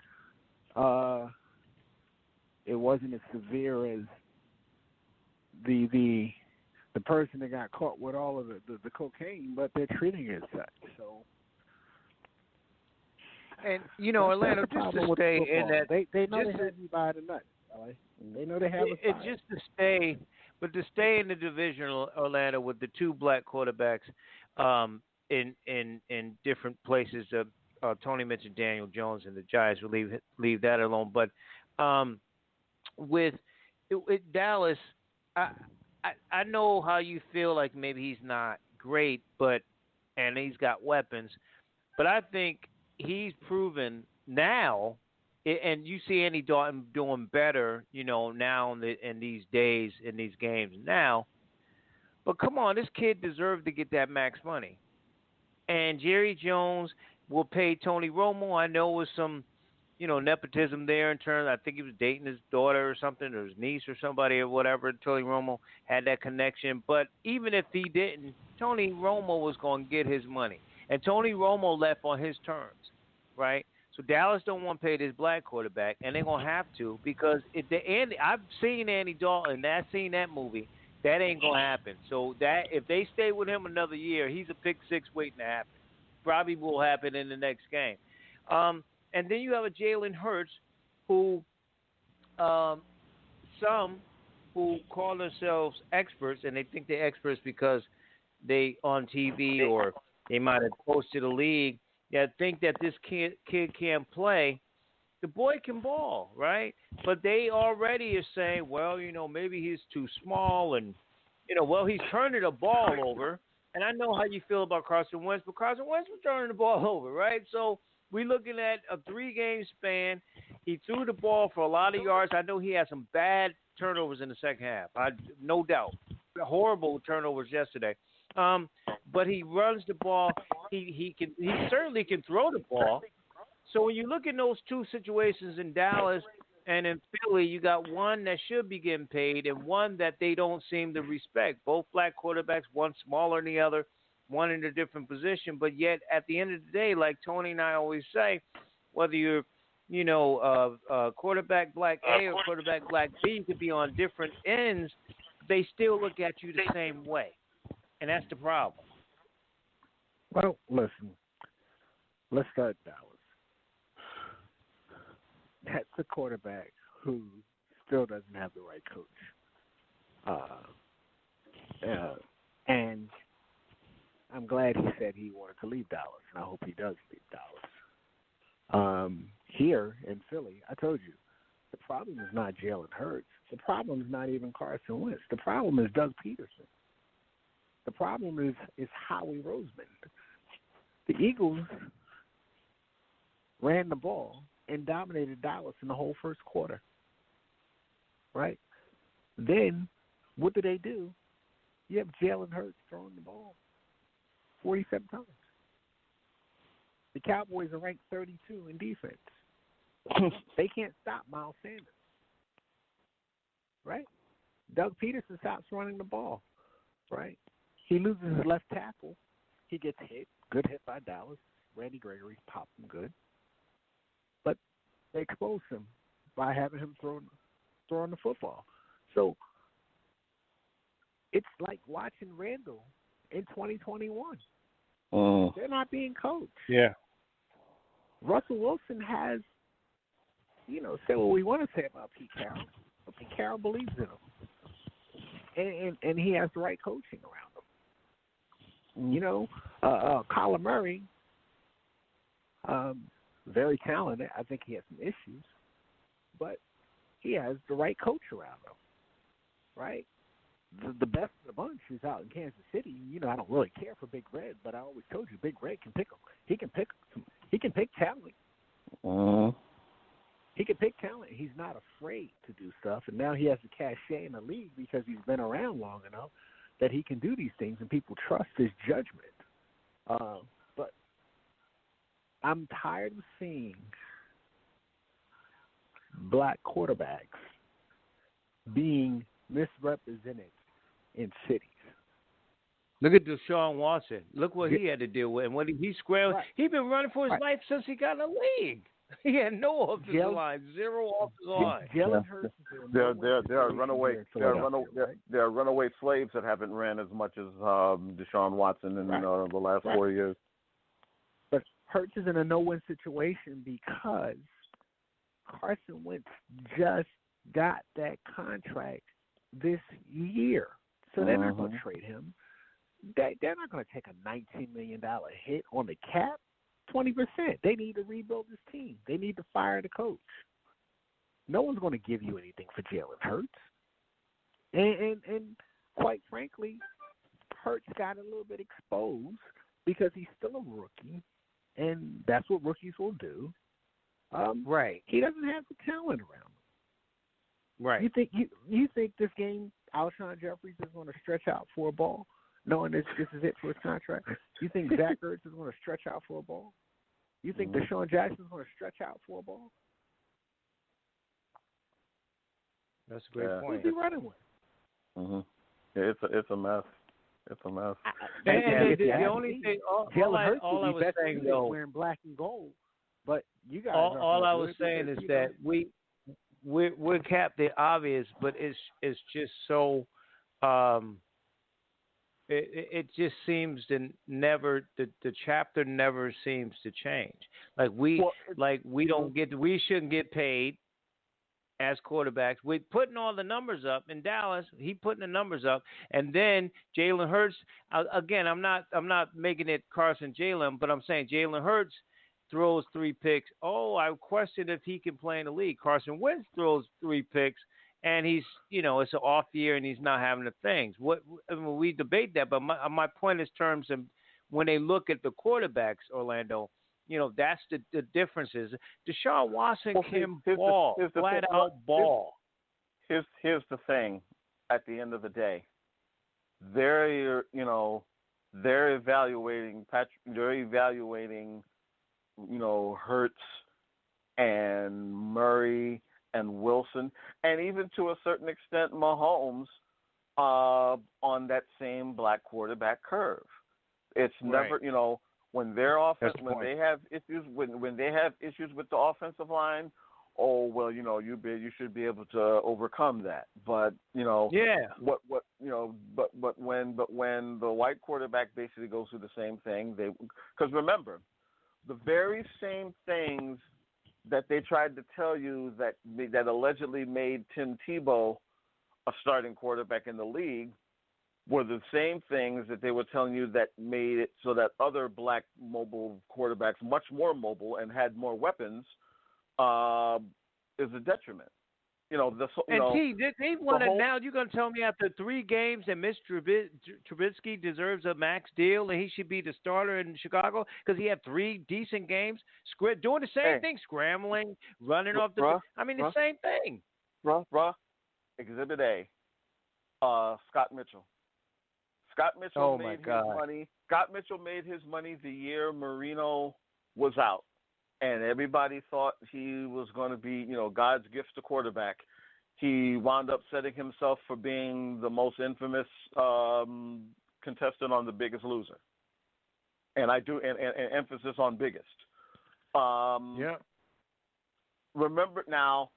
Let's go back to Matt Castle. Remember Matt Castle? No, Matt Castle. Oh, we can go. Look, remember the guy who? Remember Matt Flynn? And I know you're saying who?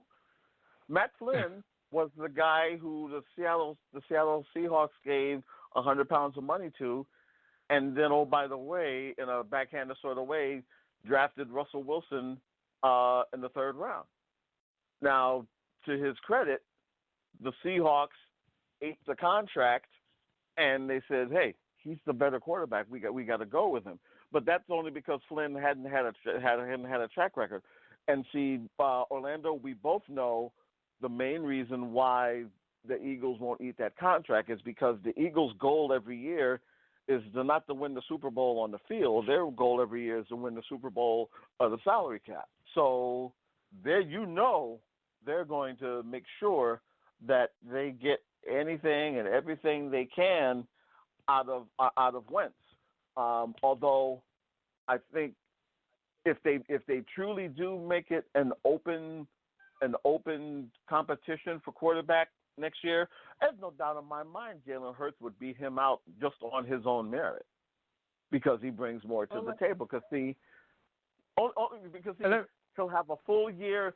The other elephant in the room with a lot of things this year, you got to remember, there was basically no training camp for anybody this year. And that's true.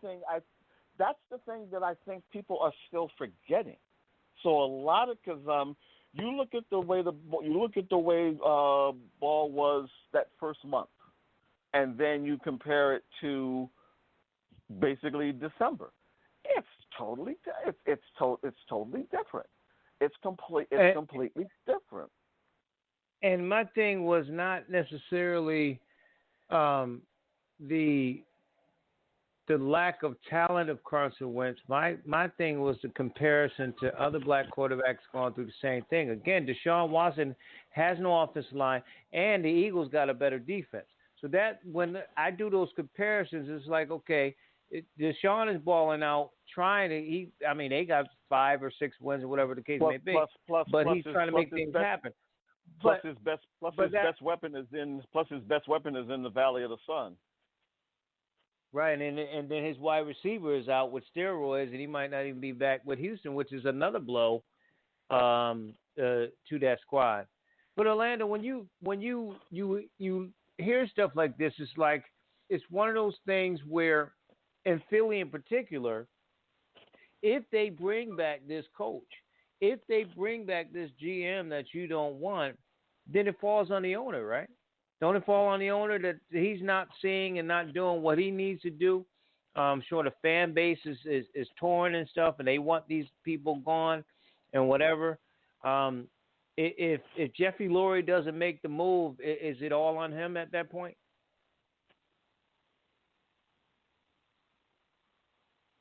Is Orlando still there?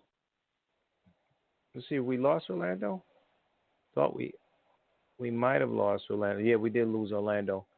Okay. Tony, if he doesn't make the move, then is it on Jeffrey Lurie? Well, it's going to be. I think it already is because, see, again, even when they won the Super Bowl, look, their whole thing is that's that other side of the NFL where, look, there's certain, the Eagles, for the most part, and Orlando, and I would like to think Orlando would agree with me also because he's been rooting for the team for a while. Their whole thing has always been, since Jeffrey Lurie has been in there, so they want to win the salary cap Super Bowl. And now if they can happen to win the Super Bowl, if they can happen to just win the Super Bowl by doing that, it's not a complete Tampa Bay Ray thing where they're going to trade off their best assets and what have you. But it's close to that.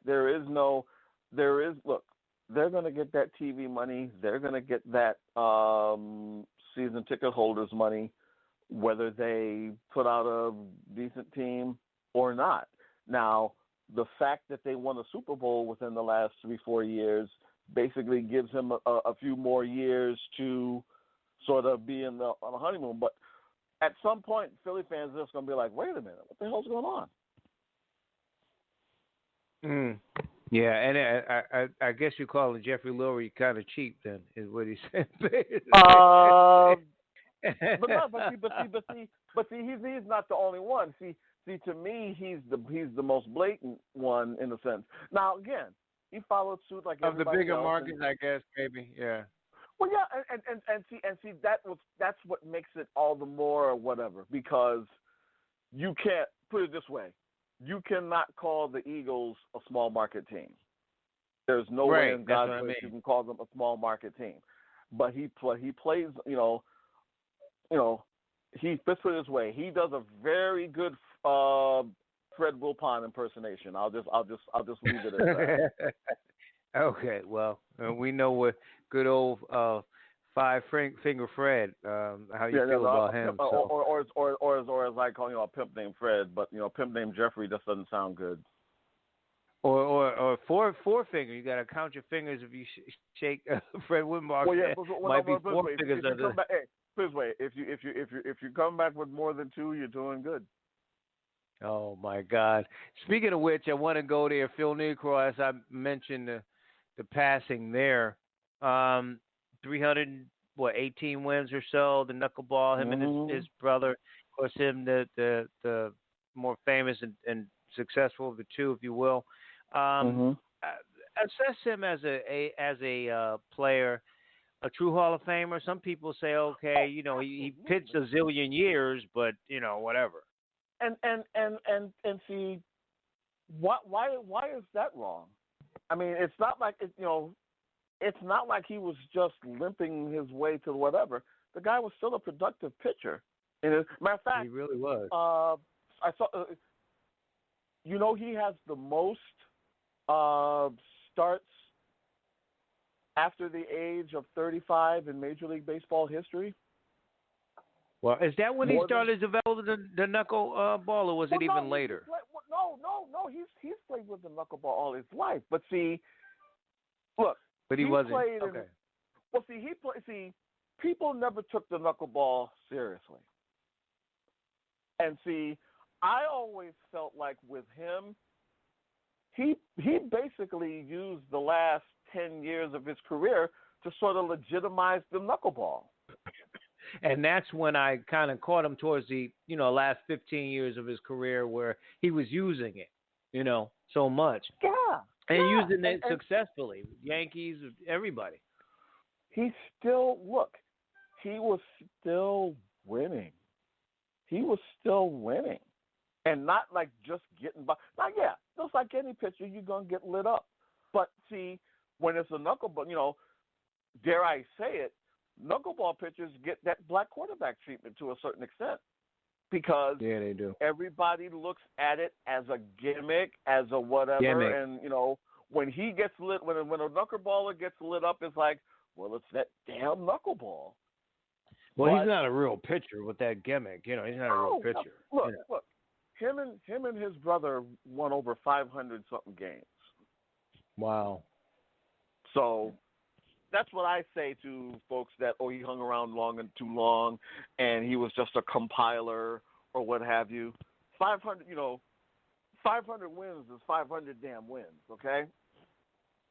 So, and a lot of the pitchers did it. I mean, Tom Seaver pitched a great way. He pitched it. He was still good when he left the Mets. He was still a good pitcher.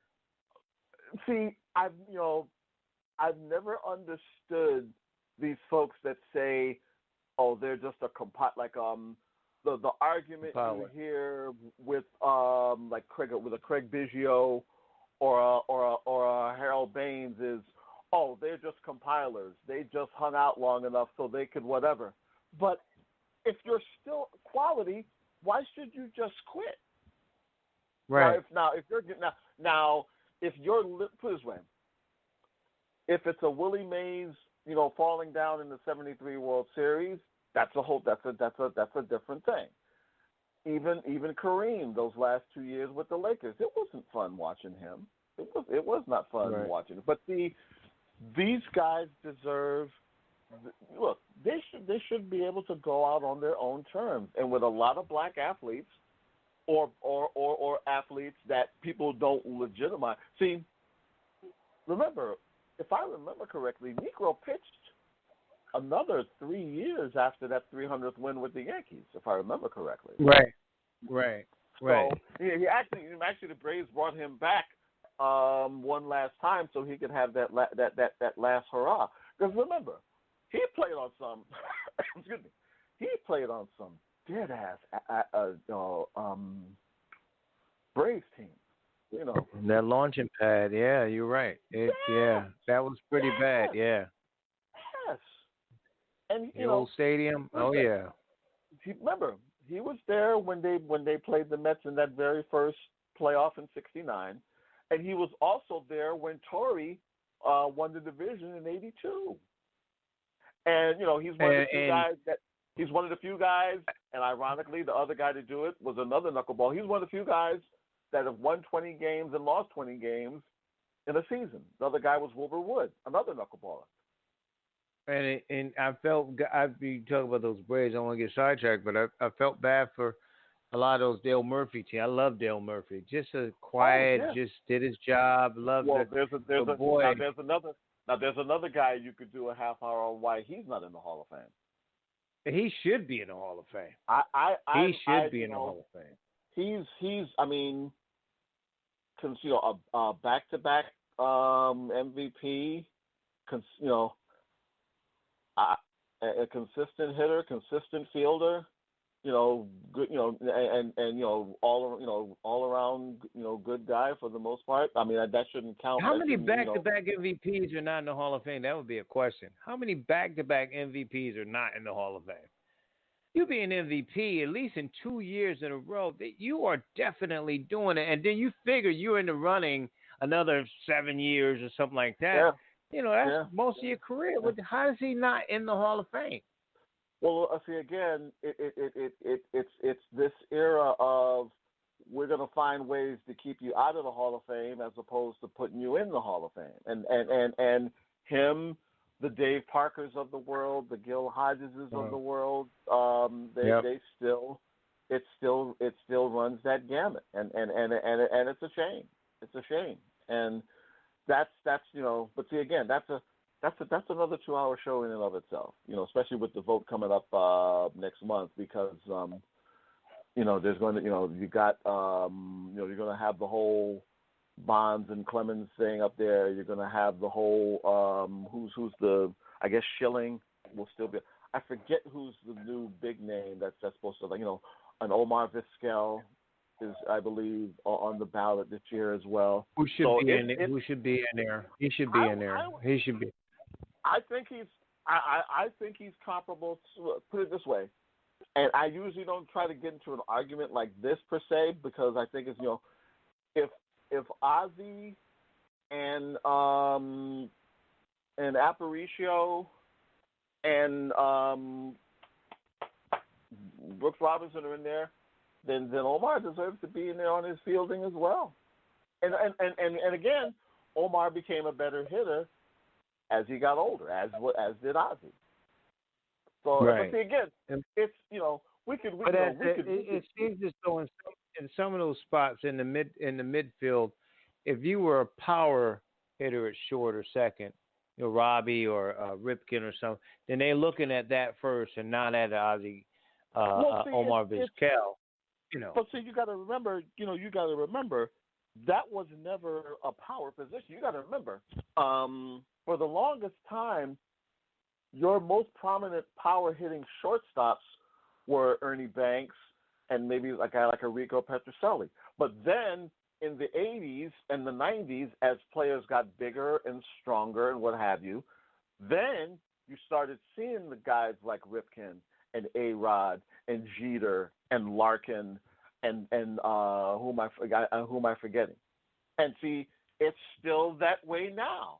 You look at guys like Lindor, you look at the Seager brothers, you look at the kid that the Mets have, Rosario, and even Jimenez, who, even though he's a second baseman per se, he can play short. But that's the thing, that position has evolved over the years, and the sad thing is the guys like a Vizquel will sort of get lost in the shuffle, because the ultimate one, and I think you remember him. You remember Mark Belanger for the 70 Orioles. Now, yeah. Mark Belanger was a god-awful hitter. He could not hit. But his glove is comparable. His glove, to a certain extent, and I know this will ruffle some people, his glove was Ozzy's, was the equivalent of Ozzy. He may not have done it as flashy, but he, that whole thing, he could pick it. And just that's the thing too. You got a Torres with the Yankees, but you also had a guy like you mentioned that's not in.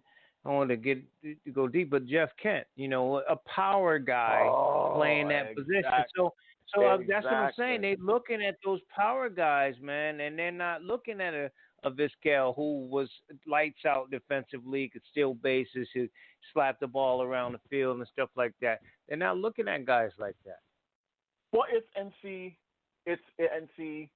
also now the guys, you also have to remember, because the era has changed. Because see, look, my biggest fear, and it's basically has already happened with all the sports, is that the revenge of the nerds is going to keep a lot of these guys out here, because they're going to do everything strictly off of analytics, and they're going to miss. They'll be missing the boat on a lot of certain things. I'll give you an example. Jack Morris. Now, Jack Morris, to me, clearly best American League pitcher in the '80s. I think we can say that without too much hesitation, right? Certainly money too. Certainly money. And money. And in the postseason, you saw what he did with Detroit. Saw what he did with Toronto. That's what I'm saying. That's what I'm saying. He was money in the playoffs. Exactly. Right. He was money in the playoffs. But they kept him out. Oh, his ERA is too high. Really? These are the same people that would tell you, well, Nolan Ryan walked too many folks. Well, what about those gazillion strikeouts and those gazillion no-hitters? I mean, for Christ's sake. But see again. And the wins. He had everything. The wins, the strikeouts, the no hitters, everything. Hey. As a Met fan, you think it pains me to say that he's a Hall of Famer. He should have been doing that. All you got to do is mention Jim Fregosi and a fight breaks out with Met fans. But it's just amazing though when you look at the position that not just a shortstop, but like I said, a second base.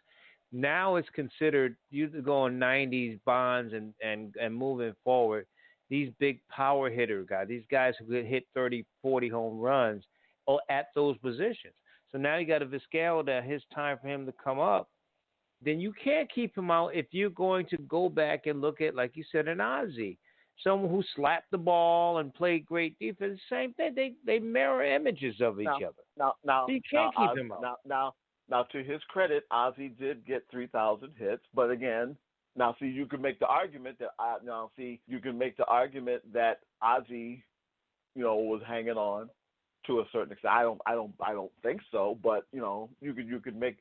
See, it's interesting who they will make the argument about for something like that. It's there's clearly a guy is liked or a guy isn't liked. In a certain to a certain extent, and then there's guys that are sort of like right there in the middle with Schilling. Because see, my thing with Schilling is okay. I'll meet you halfway with Schilling, but damn it, you better put Dave Stewart in there too. If we're going by just postseason, and to me, Stewart was a better pitcher than Schilling. I'm sorry, he was. Playoffs and regular season, he was stout. They don't win World Series without him, and of course Joe Carter hitting a big home run. But still, really. Ask Roger Clemens about Dave Stewart, how he That's right. Basically. Hey, you want to talk about the old Pedro Martinez thing? Who's your daddy? Well, Dave Stewart is Roger Clemens' granddaddy, his grandpappy, his uncle's brother's cousin, whatever. And I would never compare him to Bob Gibson in terms of intimidation. But Stewart had that look. You didn't really want to face him, man. That dude was just. You have to factor that in, though. You got to factor that because that's part. See, you got to remember. Remember, he began his career as a reliever with the Dodgers. The Dodgers gave up on him. Now, ironically, to be fair, he had some off the field stuff as well. And he basically went home to Oakland and he thrived. And he thrived. Right. So, but see, again, it's all about, one, being given the opportunity, and number two, taking advantage of your opportunity because again, there's all sorts of ways that you can evaluate or in many cases, unfortunately, devaluate guys. And unfortunately, at least to me, when you throw in the analytics, it's more of how you keep a guy out of the Hall of Fame as opposed to why he should be in the Hall of Fame.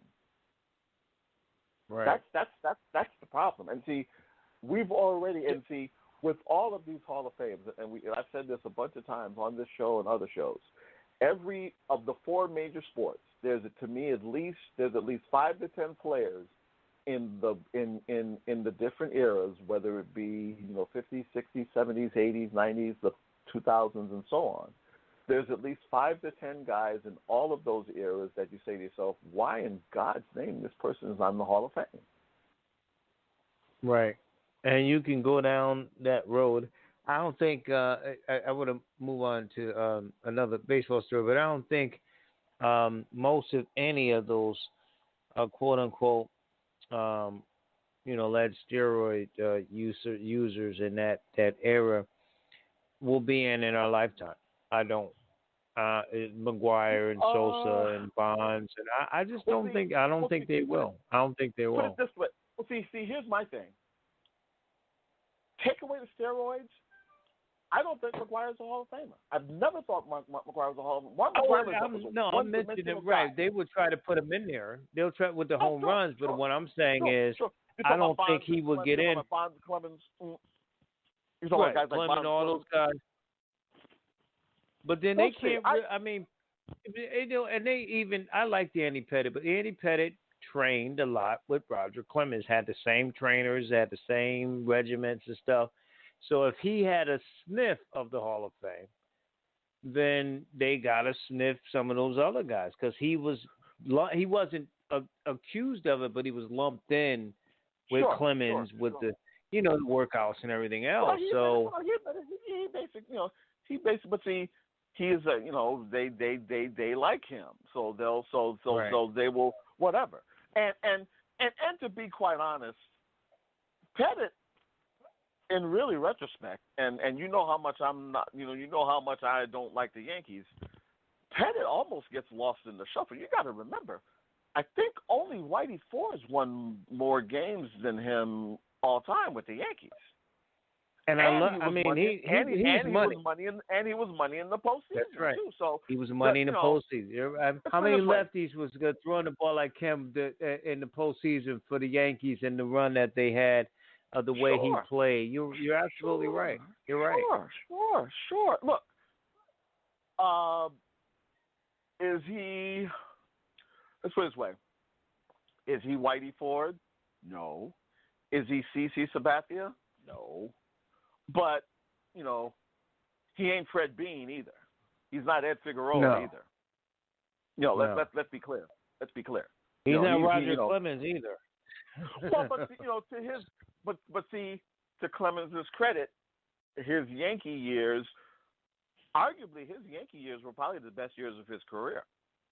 Right, and but when he went up against a Pedro or someone like you said, a Dave Stewart. Clemens, something's wrong with his groin. He's gonna come out of the game.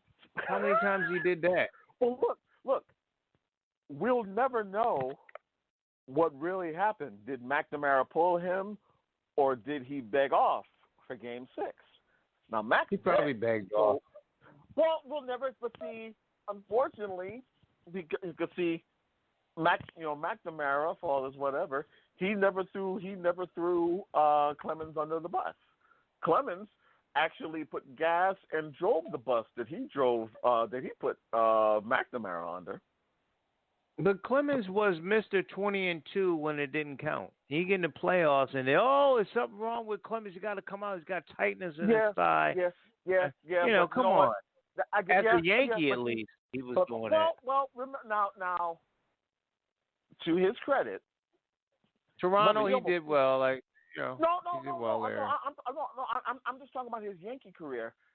He did pitch some memorable games in the postseason. He damn near no-hit that 118 win team in Seattle, which turned that entire series around.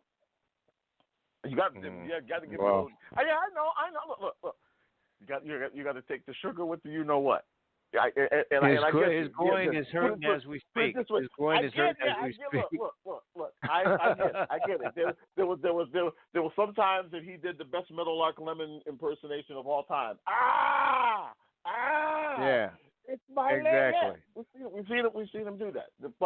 But he's also pitched some very important games when he. And again, I'm just talking about his time with the Yankees because I still think, to me, other than his 20 strikeout games, his Red Sox postseason career was absolutely nothing to talk about.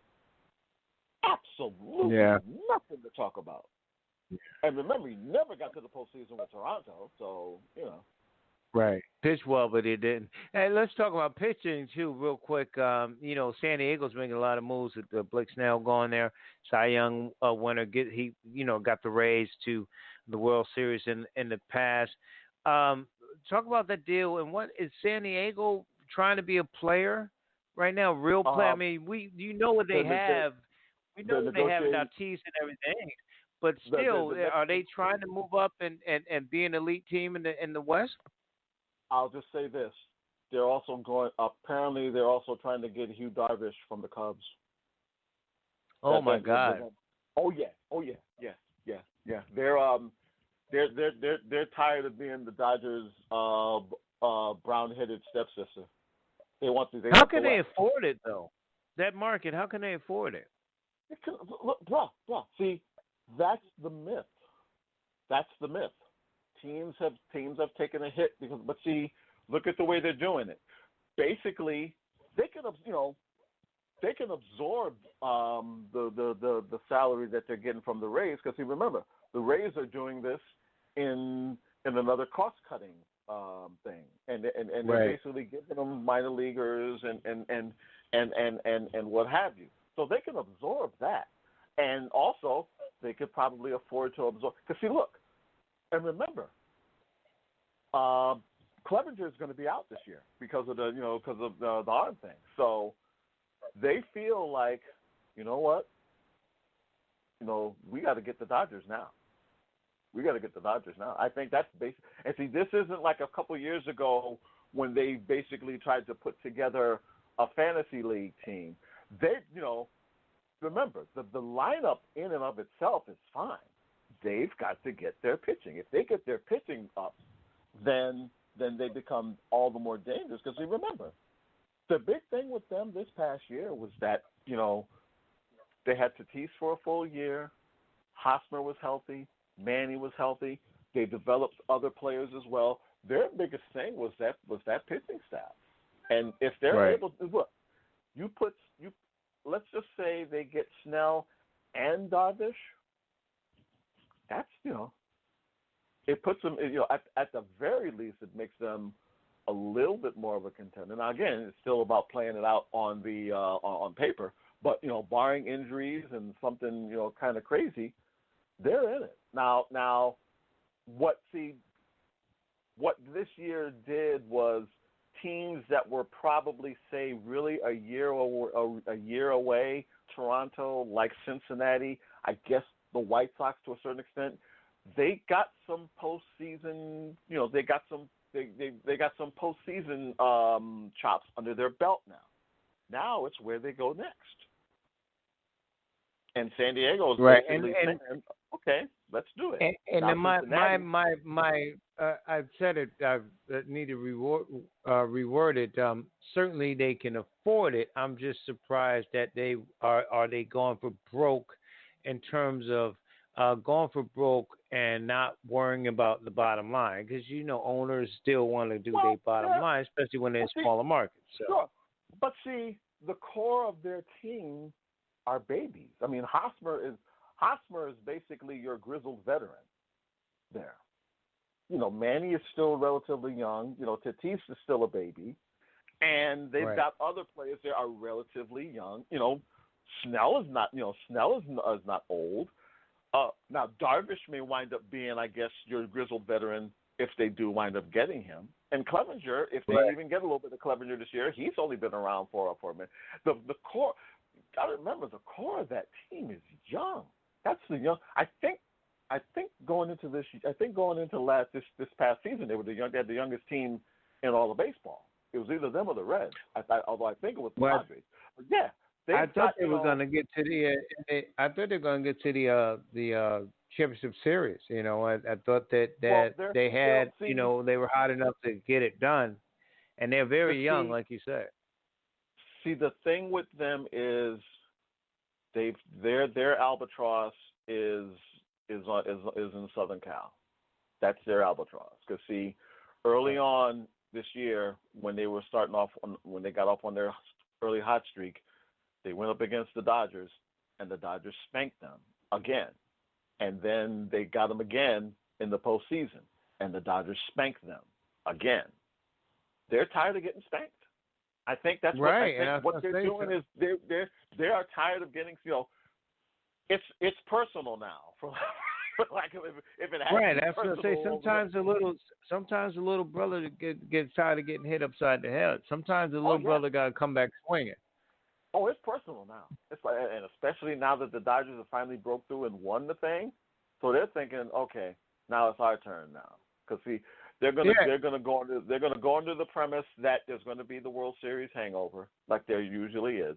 But see, again, they're doing it right in the sense of, because see, again, everybody's not going to spend a whole bunch of money. They're going to do some things, but there's not. But I'm not saying everybody's going to turn into Tampa Bay, but because of whatever, because of how the way this past year played off, you're not going to get no Garrett Cole contract this year. There's a reason.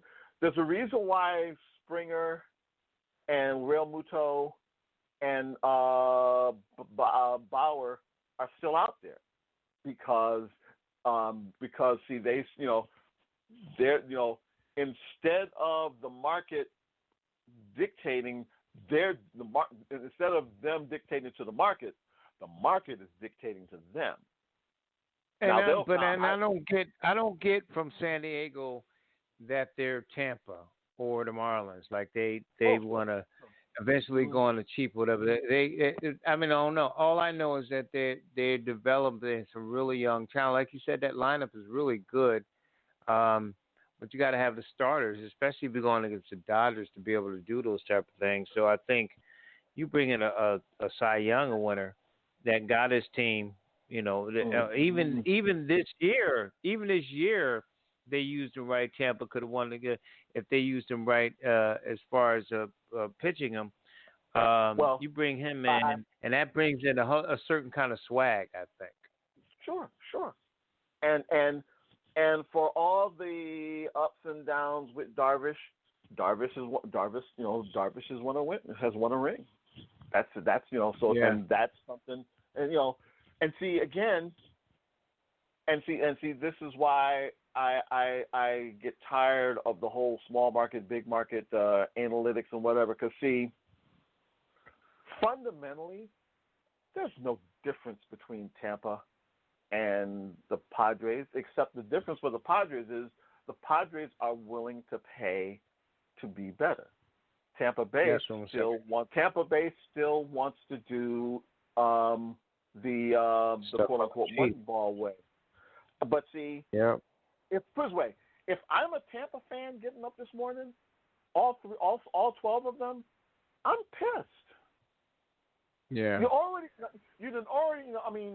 This trade, and I don't want to go too far, but this trade, now they're saying, this was a money-making move. Really? Was it more that they didn't want to be reminded of their biggest blunder of their franchise every day? Right. I think it has something to do. Like maybe they had words, and he might. I wonder if they wanted to part ways. I think Snell said, "Get me the hell out of here." Right. Right. I think when he, I will never forget the look on his face when they took him out. I heard it for him. I was hurting for him because you don't get. And you can hear it in the press conference anymore. You can hear it in the press conference. He's I wasn't expecting to come out. He was willing to I'll just whatever. But I think what he's finding to say is, get me out of here. Because see, look, they let Madden go, they let Price go, they let Longoria go, they let Goldman go. They always and see. Everybody keeps talking about this model franchise. Where you know what? You still got to win. And that whole we've done it like this all the time. Because see, you can cry that whole small market thing till the cows come home. But see, Tampa's been crying poor since they got into the league. When have they ever really gone for it? Never. They always want to play the whole whatever. Even look. Right. Yep. Even Billy Beane went out and got a John Lester and a Samardzija at some point. Right. At some point, you're right. And Tampa just kind of lucks up with it. They got a good farm system when they bringing guys in and things of that nature. But they don't keep them though. And they don't even try to keep. Because here's the thing: Now they got great.